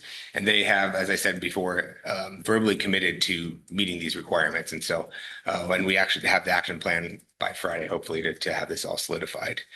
The big question is the laydown yard that they have currently, which is just behind council right here on Lewandowski's plat across Mill Spur. That is where they have their materials stored and their equipment stored. Worst case scenario, if they still have materials and equipment, they also have a laydown yard over on 123rd for their sewer district project that they're working on. So they have committed to moving everything off of that site before Aquafest happens to make sure, if they haven't already cleared it off from using the materials, they will have it all moved over to their other staging areas. So that will be clear for the carnival. Ultimately too, we have the Public Works project team. We will oversee the final preparations for pedestrian access and pedestrian safety. So we're really going to make sure that everything is locked down as good as possible to make sure that people are safe and that everything can go off without a hitch. So the next slide. What are the key takeaways from this? Number one is that Aquafest should not be impeded by this project. The second takeaway is that Main Street will be built to the plan specifications per plan and look just like we want it to. The third takeaway is that all contract work is going to be documented for federal compliance. We are working with KBA, and that is a very big thing to make sure that we stay within the requirements of our grant funding. And so that's the thing that we're very committed to. The fourth takeaway is that there are options to continue the project if this current contractor fails to deliver. So we have contingency plans and fail safes in place for this. But we also have high hopes that they can get back on schedule. Five is we've been in continual contact with WashDOT for concurrence. They are our granting agency. They are oversight as for our grant, and we have stayed in contact with them and kept them abreast of where we are in the situation, and they are aware of it and said thanks for the communication and just stay in contact, and everything's going the way they'd like to see it go. And finally, the project team that we have is very committed to completing this project to Lake Stevens standards. And we're really working towards getting this downtown area beautified and creating a way better place for our community. So ultimately, this project is going to happen, and it's got a little bit of hiccups in it, but it's nothing that we can't handle. So that's it for me. Do you have any questions? I love your optimism. You have high hopes. It's like, wow. That's the only thing you can have. Are you praying also? They're way behind. What's the problem? They have encountered foible after foible after foible. It's one of those things where it's every time they get started on something, something else kicks them down. They've had procurement issues. They've had scheduling issues. In the first 3 weeks of the project, they went through 3 foremen. The company seems to have some troubles with their organization between communication between their office and their field staff. And so a lot of times we're telling them things and then this is the first time they've heard it. And so we're really working with them. Phil's doing a great job working with his contractor to keep them on track. But we can only work within the parameters that we have. We can't direct means and methods on how they do. So it's a lot of suggestions on, if I was going to do this, it might be something like this, and let them, just kind of giving them ideas rather than instructions. And so Old Castle is a supplier for their vaults. Through this being a federal project, we have to comply to BABA laws, which is Build America, Buy America. So all steel has to be certified domestic steel, and all of the vaults out there, the big concrete structures you see, all have rebar within them. And getting those built with domestic steel, it sometimes can be a challenge as far as procurement and lead times. And so we've been working on them to try to make sure they got their long lead time items in submittals, but it sounds like they've had problems with Old Castle as well. And so I've been personally calling them. I actually have a meeting with them, with Old Castle proper tomorrow, to kind of discuss any other roadblocks that I can help unstick. And so we're really trying to do everything we can, usually kind of above and beyond what a typical owner would do, but just trying to make things, unblock things for people. And so it seems that a lot of those vaults are here now. And so we're hoping that this is kind of one of the linchpins to unstick the project. I appreciate your presentation and keeping us all up to date. Especially appreciate your focus around Aquafest. I know everyone's really excited this year, especially since we have a carnival. And on an up note, some good news. I drive Main Street a lot. I live close by, and the flaggers are really good on this project. They keep the traffic moving. So there's an up note. They've got good flaggers. Yeah, thank you. We appreciate that. That's something that we really take pride in. We really work on with them to make sure that their traffic control and their pedestrian control is top notch. That's one of the things that I can say that this contractor has done really well. And Phil as well has made sure that any deficiencies, he sees them and he's really keeping them. Phil is our capital projects inspector, just in case I didn't know that, but he's doing a great job of keeping everybody on track as well. Anything else for Eric? Just super appreciate the information. Thank you. Yeah, thank you. We're going to have a quarterly report coming up from Public Works as to our capital facility projects in general. Yes, we are targeting before the council breaks for summer. So in the next Okay. couple of meetings, we're going to bring an update on our status of our current capital projects and also our TIP, our Okay. transportation improvement. Thank you. projects. No problem. Excellent. Great. Let's do a, Mayor, do we want to do a motion to extend past 8 o'clock since we're real close there? sure, let's do that. That would be wonderful. So we've got, what do we have here? We've got 1, 2 things, 3 things. Let's call that 15 minutes. Let's call executive session. We were talking half hour. 35 total. Yep. So you know what? Just to be safe, can I get a motion to extend the meeting to 9 o'clock? So Can I ask a question about that? You can. If we extend it and we're done early, we don't have to go to 9 No, o'clock, correct? no, we do not. Okay. So we could leave earlier than 9. That's great. But let's just say 9's the pinnacle. Yeah, the only thing that it applies to. I'm channeling my, I was gonna say, as long as we get the executive session timing right, that, right, that's the critical. part. Yes. Got it. Did we get a motion on that? yes. We got a so moved and a Second. second from Kim. All those in favor? Aye. Any opposed? I'm voting no in honor of Marcus. I love it. I love everything about it. I love everything about it. I was gonna do that, but I thought, man, All right, great. So let's do this. Let's get a motion to approve the consent agenda, and I'm looking for an amendment. I would like to have Sarah for a moment, give us a little bit of information. I get a motion, Oh, can we get a motion? I'm sorry. A motion to, approve the consent agenda and move I to an action item. so moved. Second. All those in favor? aye. Is that what you wanted to say, Kim? Yes. Okay. Thank you. amend the Thanks, Kim. agenda to bump that. Yeah, we'll do that next. Let's get through. Okay, so we passed consent agenda. We're into action items. We're going to take on F and I. Let's do F first. F is the fee resolution. Sarah, Aaron, Russ. Awesome. We are happy to answer any questions between the 3 departments. We detailed out in the staff report the changes coming forth in the fee resolution in front of you, and we're happy to take questions. Well, I'll start out because I apologize for not looking at this a little more in detail when you brought it up the first time. But having said that, we did have some testimony tonight regarding this storage containers, portable, and I guess, what is that? What is a storage? Does that include the little portable moving pods, I guess you might say? Does that include dumpsters? Does that include porta potties? What does that include? And I guess I would say, have we ever collected a fee previously for somebody putting a dumpster on a site? Since we had a previous fee of $50.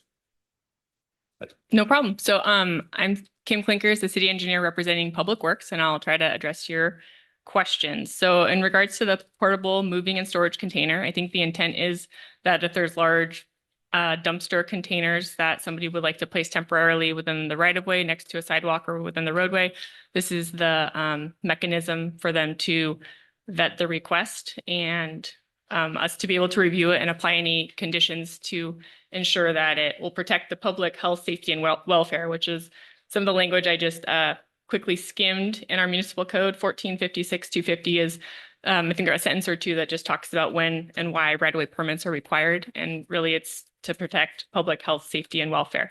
So for the portable moving and storage containers, as I mentioned, those are like the large dumpster containers. In addition, we get requests for the pods, the temporary moving units. Sometimes there's not adequate space for somebody to put them in their driveway, so they ask to place them on the side of the road.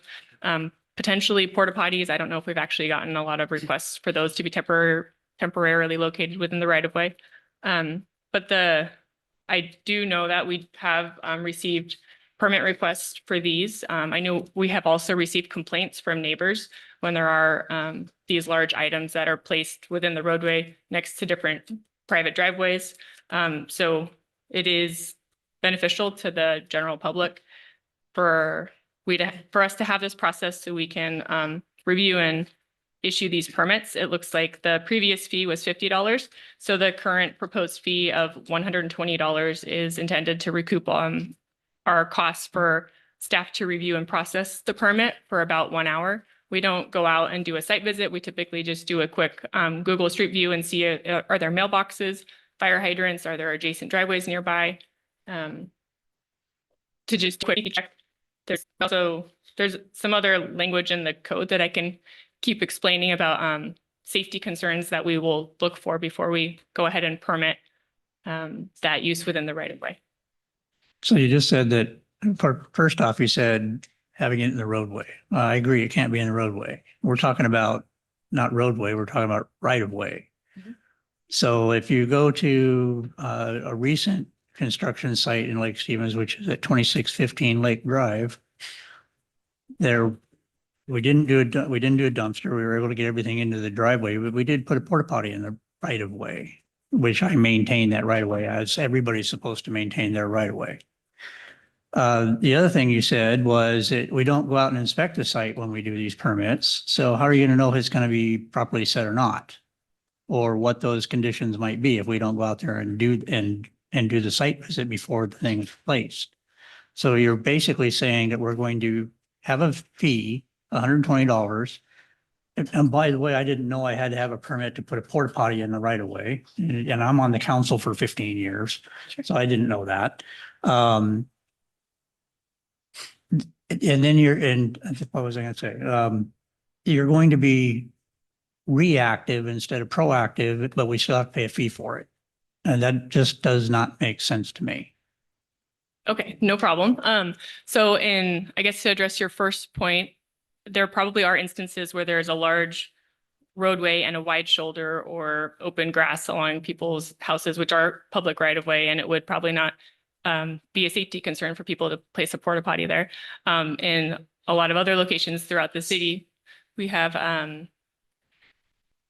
people's homes with their yards, and then we have the sidewalk and the planter strip and a parking shoulder or the roadway. So typically our right of way has that streetscape in it where there's not a good open space for somebody to place a porta potty. In that case, that was probably fine. And if it didn't have any impacts, then we aren't notified and nobody needs to come out and do code enforcement or check on it. And if we aren't alerted to it, then I think that still happens. But we're trying to have a standard process for if and when we get requests to place large structures next to the edge of traveled way, or where we do have sidewalks or a path where people are using it for pedestrian usage, that we're ensuring there's a traffic control plan that's submitted for equipment that's necessary to place that porta potty or a large structure within the right of way. We might want to require advanced warning signs so people know that there's a hazard ahead of them.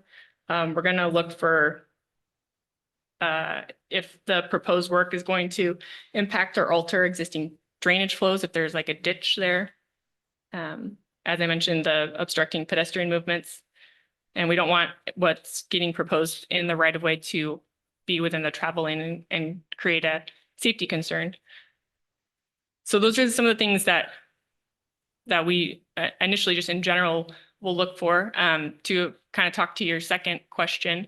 Yeah, it's not standard practice for us to go out to every single site and do a site inspection. and look at site distance triangles before we would issue a typical right-of-way permit. We start with a Google Street View and try to see what makes sense. The applicant's also supposed to submit a site plan of the proposed work and like dimensions of the unit that they want to place and what the width of the shoulder is. And we use engineering judgment to see if there's enough information there that what they're proposing is thoughtful and would be safe. There are instances where we'll go out and there have been containers that are placed too close to property lines or driveways where we do a site distance analysis, and we'll need to notify the property owner that it's a hazard and it needs to be removed. So there just in general is staff costs to intake and process and issue a permit. So the proposed fee of $120 is to cover 1 hour of staff time to work through that and think through what was submitted and is a traffic control plan required and is it complete and accurate? What are the conditions of the site? What is a reasonable time frame to allow this use within the right of way? What are the potential safety impacts?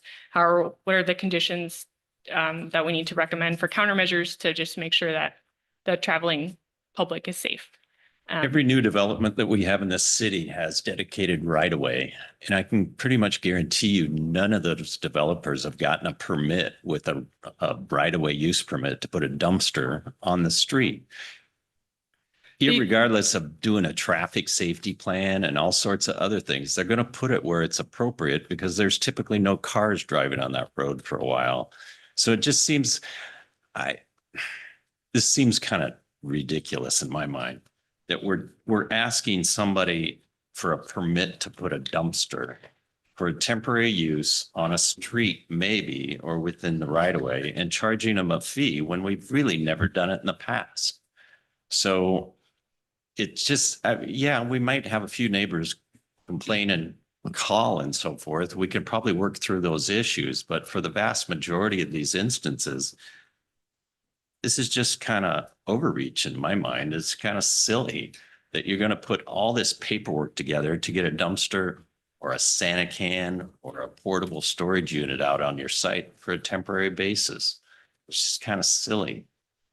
Well, and for me, what I see, the overall majority of them are to our public comment person are for roofing projects that are to just take a few days typically, unless there's they need to replace sheathing or whatever. And so everyone needs a roof replaced. Everyone needs some kind of project done at their house from time to time. And so I'm disinclined to move that. Yeah. So here's what I would suggest. I suggest that there's a motion to pass this fee resolution. And then if you want to add an amendment to strike a portion of it, entertain that as an amendment. It was moved to discussion. Is that true? Just move to action. So it was on consent. We moved to action. Great. So I have a follow-up question. I just want to make sure I'm reading this right. This is already a thing, right? What's the issue here is whether we charge $50 or $120 plus an hourly, correct? Yes, that's my understanding. And Okay. I, if you don't mind, I was going to just add for context. So the municipal code currently reads for 1456-250, right-of-way permit required. It says prior to performing any work within a public right-of-way, the person performing the work shall obtain a right-of-way permit from the Public Works Director, who may condition the permit as necessary to protect the public health, safety, and welfare. So that's the current framework that we're working underneath. Anytime there's people working, if there's bodies or equipment or something atypical than just the general public driving or walking down the road when there's construction and equipment and flaggers out in the road, we typically always need to be aware and review and condition that for safety. So that this is code- a mechanism. I'm sorry to interrupt. No, it's fine. Yeah. That code isn't up for debate tonight. Yeah. We're here to Yes. talk about. And so I think The fee. typically with other larger private development projects, they get the full right-of-way permit, which is the larger fee, which is $240 to review and process, which has traffic control plans. They normally have designated phasing and space on their site before homes are built to place dumpsters. In my experience, and porta potties is what I've seen. So the intent is that this is supposed to be reduced staff time, just the 1 hour. So it's the less fee of the 120 instead of the standard 240 for a full right-of-way permit. But it's in line with the municipal code that says all work within the right-of-way shall be reviewed and approved by the Public Works Director.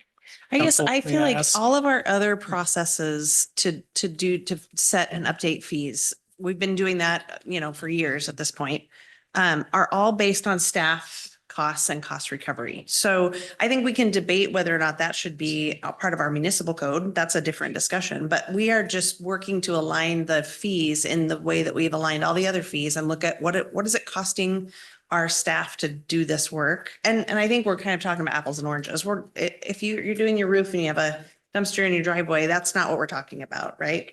This is where it's impacting neighbors and in the road or in the right of way. I guess I'm in favor of continuing to be consistent around how we apply fees, and then let's talk about the code when it's appropriate to talk about the code. Council, can I offer one bit of clarification?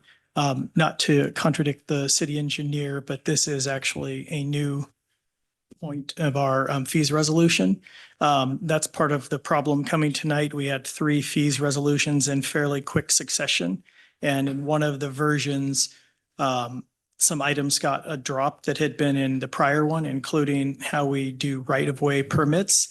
And in this case, I think that it was just a new cell inserted with some of the same strikeout language, but we've never had a right-of-way permit in the past to deal with the storage units, dumpsters, things like that. It's been for improvements within the right of way that we've charged a fee for that's gone up from the $50, which was a very, very low fee and not in line with the time it takes to inspect that to the proposed fee. But just to clarify, adding the storage of temporary items would be a new fee that has not been assessed in the past. I mean, I guess, and I'm in favor of not taking action either way on this tonight, because as I read this, it looked like we had something in place for 50 that was struck and we were just adjusting the fee. If this needs to be a larger discussion about the code and, imposition to business owners and all that, then I think maybe we need to do a little more homework. I would ask that we strike these items off this, move this forward. We can have that discussion at a later date. It's just kind of ironic. I mean, you're talking about activity within the right of way. A garbage can is a storage container. Everybody puts their garbage can in the right of way. You're going to get a permit for that? Councilmember Peter Sagan, can I ask a follow-up question? Sure. So by striking those, again, it's corrective action to put the construction items back in, and that would be appropriate. Otherwise, we don't have a fee to assess that. But if you want to strike just the portion on the storage container, we will be coming back to the council sometime later this year. We have some other fee issues we need to discuss with the council, and that could be reopened at that time. So Russ, your proposal is to pass the resolution, but tabling the discussion on portable moving and storage containers. Only that portion, but adding the fees for the other types of rights of way permit. Is that? Are all those other ones under the right of way permits, all those are already in our fee resolution then? Because it's all in blue. It looks like it's all been With new the stuff. exception of the work without permit, that would also be a new fee, trying to align that with inspection fees for building permits when people do work without permit or inspection.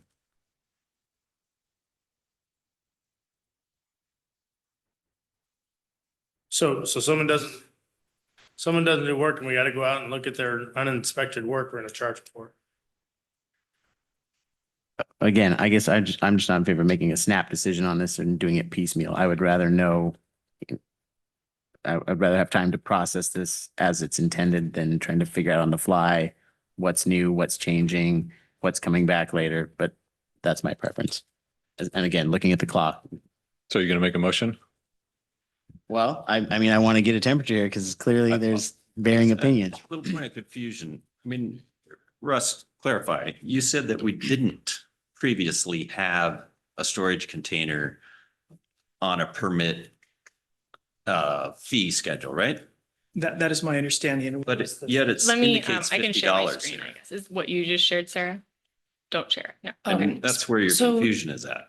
right? Let me The help. confusion is saying that's not a thing. It's just an edit, not an existing Yeah. fee that's been struck. It's Let- editing. The actual wording that was last approved for the fee of $50 was right-of-way permit, individual residential outside roadway improvements. And so that is the category that was reworded to split between the portable storage units being discussed, as well as the other $50 fee above it that says private enhancements in accordance with 1456-270. So the new fee is now split with two different languages for clarification, whereas they were lumped together with the language I had stated prior. Hey, what happens, staff, what happens if we table this next Tuesday? I think that's appropriate and we can bring Can I that get a back. motion for that? I'm going to make a motion to table item F, the fee resolution 2025-4. Second. Okay, any discussion on the motion?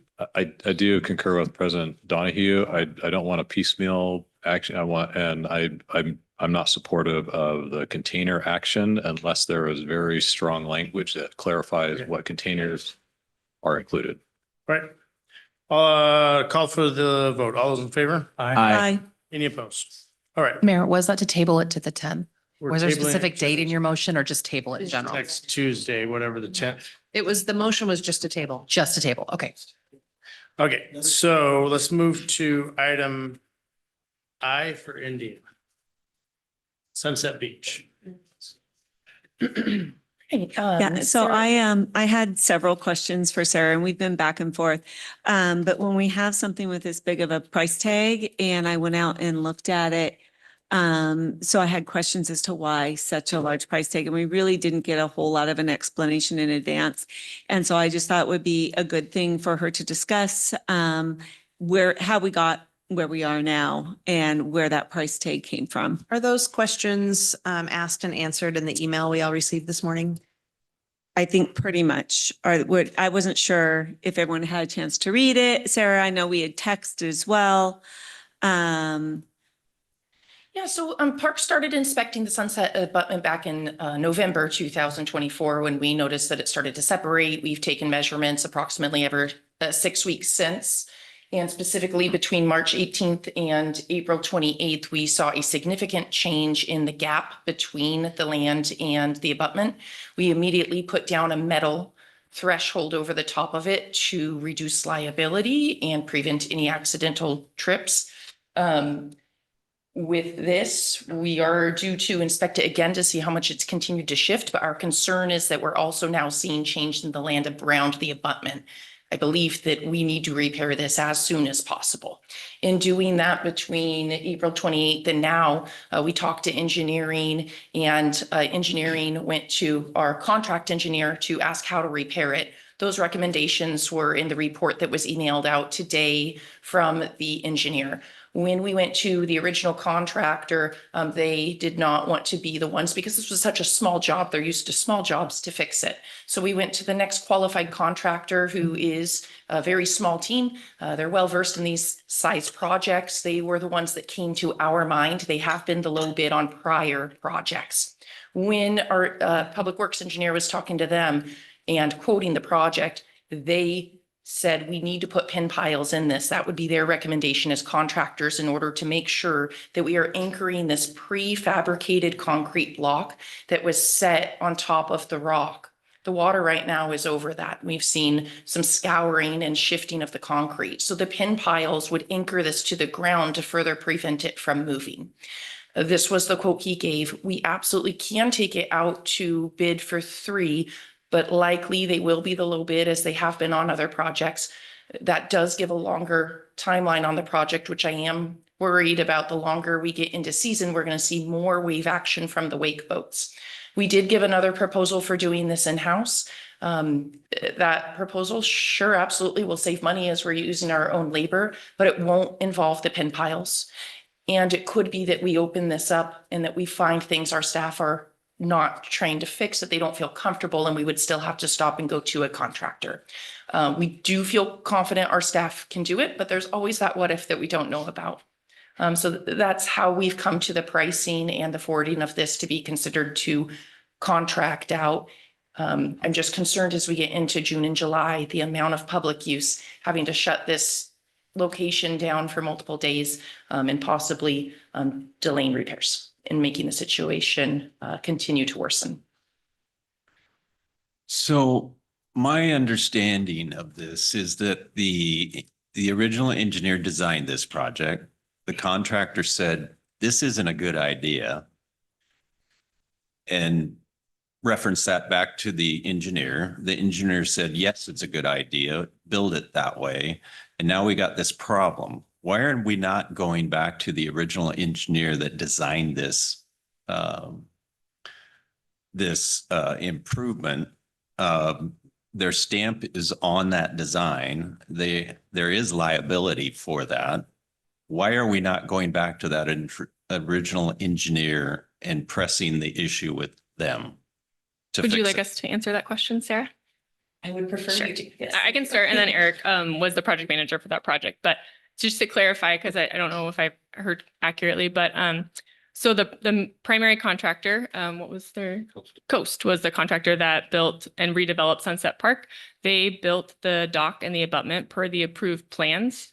That was designed by the engineer, and we had a building permit as well, and that was inspected, and it was built within the permit conditions and the approved plans. And then the separation, I think, began happening, the subsequent year, and it got a little bit worse. I think you noticed it last summer. Is that right, Sarah? November is when we started officially inspecting it every 6 weeks. Okay. And at that time, we went out with our inspector and our engineering team and looked at the plans to see if there's any defects in workmanship, because we typically do have a 1-year warranty period where the contractor will come out at their cost to repair any defects in workmanship. That wasn't the case. They built it per the approved plans. So then we did reach back out to the engineer of record and ask them to come out and assess the situation. And that's what Sarah referenced with the memo, where they said, based off of the current conditions, this is what our recommendations would be to enhance the site and address this concern. And we shared that with the parks team, just to say we built this project per the approved plans. And yeah, it's unfortunate that that was happening so quickly after the whole project was built, but But how does the engineer who stamped it lose liability for not doing good engineering? Because obviously his engineering didn't work. That's just my layman's. And it's my understanding we were warned about that in advance. Hold on. Let her answer that, please. No problem. I know you talked with the engineer and did the site visits, and I don't know if there was extenuating circumstances. Yeah, so from what we were told, when we talked to the engineer, they were happy to come out and double check it. What they were saying is what they weren't able to account for was the wake action from wakeboard boats now, that we're getting 5-6 foot rollers that are coming in and scouring more than what they had anticipated. And so there was scour there. There was also But Eric, Fish I'm and gonna stop Wildlife. you. If you don't know there's wakeboards on Lake Stevens as an engineer, you should probably find another engineer who has some hydrology issues. I don't buy that. Right, that it was just the wave action is heavier recently with the improved wake generation than is typically engineered for. Apparently, this is something I didn't realize there had been such improvements in wakeboarding boats in the last couple of years. Yeah, they now have fins they can stick to the bottom of their boats that clamp in, that generate higher than normal wakes. I guess the question boils down to, Greg, is there any recourse on this? Yeah, like when the issue was for the engineer violating standard of care. And the issue is whether the engineer violated standard of care in formulating that design. And would a reasonable engineer have known there was a wake on the qualified boat? engineer have accounted for that sort of wave action that's caused? You'd think they would look at the types of watercraft that were out on the lake, that would be a requirement. So it certainly, just listening to the discussion here, it certainly raises a very, I think, good question of whether or not the engineer failed to design. Can we? Oh, sorry. Go ahead. Go ahead. I would just say one other thing that we was the constraint is the Fish and Wildlife, that our HPA permit, working with the Department of Fish and Wildlife, they have very specific rules on what you can do for armoring. And there was a very specific no hard armoring clause on this permit. So putting in like there's a existing rock wall bulkhead that we have at Sunset Beach, and we were ordered not to touch that whatsoever and not to improve upon it or add to it at all. And so I believe from what I've heard, and I can't confirm this for sure, but the fact of not putting in the armoring due to the Fish and Wildlife permit, that exacerbated the scouring that would typically be able to be. Kim, I interrupted you earlier. Well, I was going to say, it was my understanding in our discussion that we were told that the engineering was incorrect. And we questioned the engineering, and the engineering company said, no, this is correct. So we went ahead and did it anyway. What we can absolutely do is look further into that and bring that topic back with a follow-up email and or council agenda topic. Either way, we would pay for the repairs, get that done, and then if qualifying, recoup fees is my understanding. So I know we're trying to keep tonight a little shorter, can absolutely look into those issues. I would love to move forward with a repair. I do recommend that we proceed with the contractor to make sure that it's done with pin pilings in a timely manner. However, I understand if you first want us to attempt this in-house, I would just ask that we're ready to then act on it before the July 15th next meeting, as when we open this, any days and delays, it'll have to stay closed to the public until we can get the contractor on board. So we'll do some follow-up on the legality side of this, keeping the engineer thing, but we do need to get this project moving forward. I feel like Director Garceau's provided a really good information in this email about what needs to happen and why it needs to happen in a timely manner and why this contractor was chosen. And I hear your reluctance to commit city staff to this work versus having this contractor do the work. So I would be in favor of moving forward with the path. How about a motion? Well, I would like to make a motion that we proceed with the plan that Director Garceau has to repair this dock at Sunset Beach. Okay. So I'll second that. But just to Angie's point, if it's going to take twice as long with twice as many people to do half as much work, that don't do that work on a day-to-day basis, that doesn't sound like a recipe for success to me. Yeah. And so I'd rather have someone who does that more consistently and is going to do something that's got a more permanent solution. Okay. You guys are jumping past Angie's timeframe. 9. I'm just saying, I don't have a problem with it getting done. And I do agree that we should have specialists do this. I mean, it's already failed at one point. But I do not believe that the city of Lake Stevens should have to shoulder the entire cost of this repair. But it sounds like we're looking at recouping whatever. Well, That's what I'm bringing up. Okay. Yes, is that I would like to do that, but I think we should move forward looking at, I don't think our city should be responsible for the whole repair, and I don't think that our taxpayers should be. Further That's my discussion on the thoughts. motion. yes, I guess the only thing I would add, and Greg, I won't ask you to answer this now unless you're sure, but I just want to make sure that if we proceed with any sort of repairs, we're not somehow jeopardizing any future claim that, the engineer comes back and says, I didn't have a chance to look at it, or, something along those lines. But to that extent, then yeah, I would agree. That might be a good idea. One of the other attorneys at a firm that handles one claims like this, but letting the designer know that this has occurred and bringing in question whether or not they valid the standard of care. We invite them to come take a look at it. So they have opportunity, but we need to do the work because present conditions are a safety hazard and it needs to be immediately taken care of. So if they want to take a look at it, come and take a look at it. Okay, any further discussion? All those in favor? Aye. Any opposed? All right, thank you very much. Good work on that, Sarah. We're gonna move to discussion items. Can I get a motion? We can push 11B to another day. If I get a motion to table that, So moved. Second. all those in favor? Aye. Any opposed? Okay, Russ, you have 5 minutes for 11A. Okay, 5 minutes is all I will need. So I had just wanted to provide a presentation to the council, just giving you some updated housing information.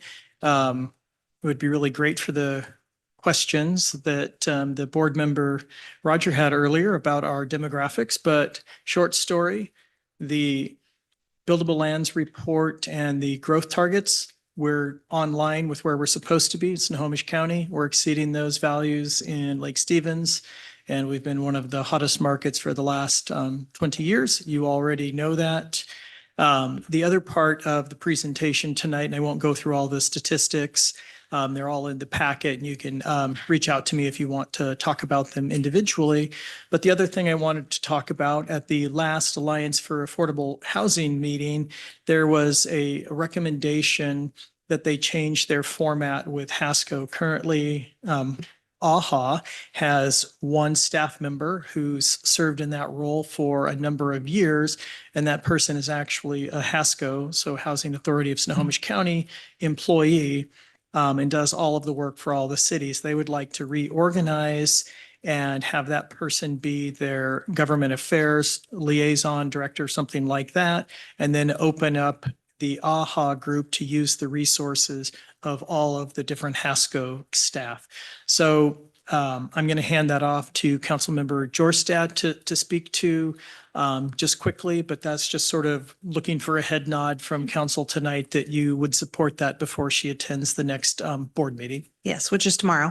Which is tomorrow. Just to add very quickly, I think Chris Collier I think his expertise is in this government relations role. The HASCO staff is very skilled, very capable of representing the cities in this work and helping sort of look at affordable housing across the county. I actually think this is going to benefit cities more to have that expertise available to us. It doesn't increase our dues. It gives us more resource. It allows a diversity of folks in the room to have these discussions. I've had a chance to speak to my city colleagues from Arlington, Monroe, and Linwood.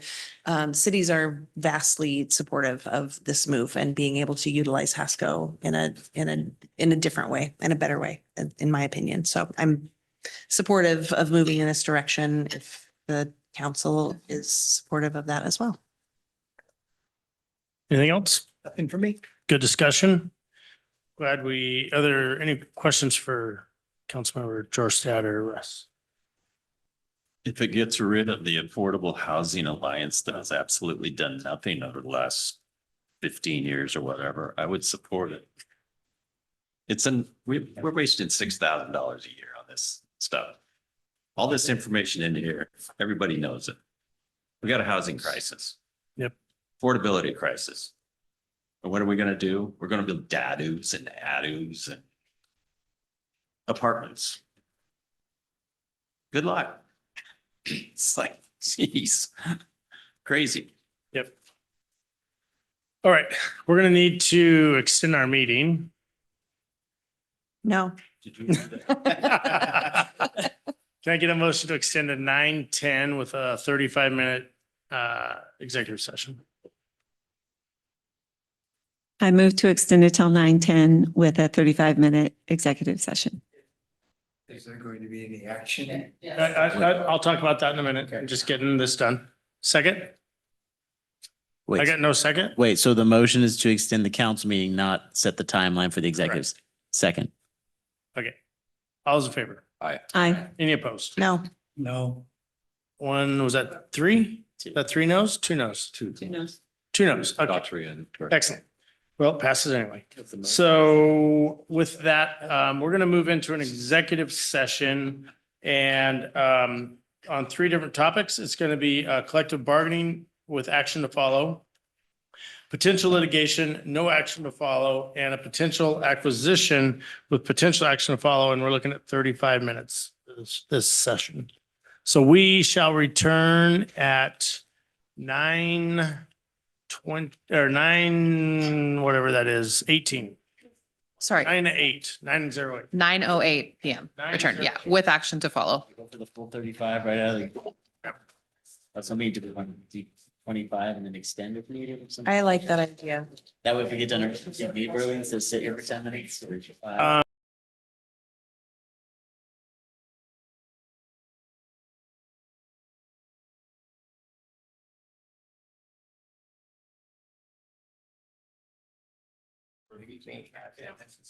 It's really definitely sticking around. That way we're not stuck here in 35 minutes. Yeah. I mean.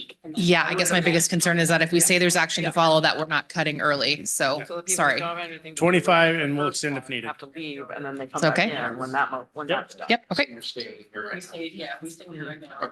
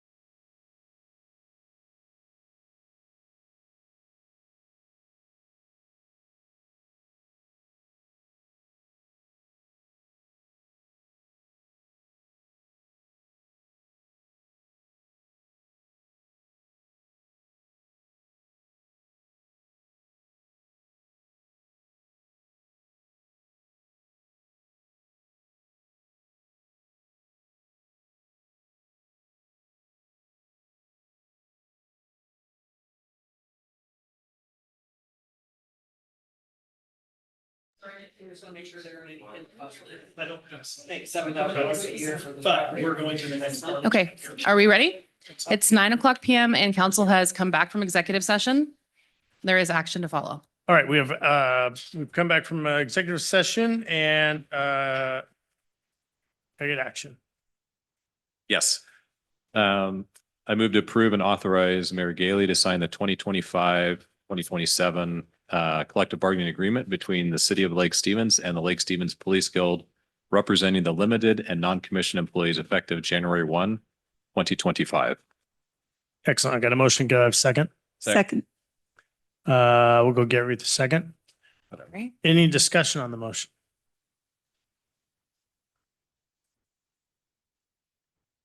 Hearing no discussion on the motion, can I get all those in favor? I, Aye. And any opposed? All right, and additional action? I move to direct the staff to bring back a resolution to accept the donation of real property parcel number 45710000420, AKA 2608 103rd, for public purpose. That's 103rd Avenue Southeast pursuant to chapter 3.60 of LSMC. Okay, I have a motion. Do I have a second? A second. Okay, I have a second. Any discussion on that motion? All those in favor? Aye. Any Aye. opposed? Okay, hearing none. Can I get a motion to adjourn? Move to adjourn. All those in favor? Aye. Aye. We are adjourned. Wait, who was my second? Nobody seconded. Second. Angie, I moved. Motion to adjourn and who was second? Nobody second. I'll second. Oh, Gary, thank you. Okay, for the record.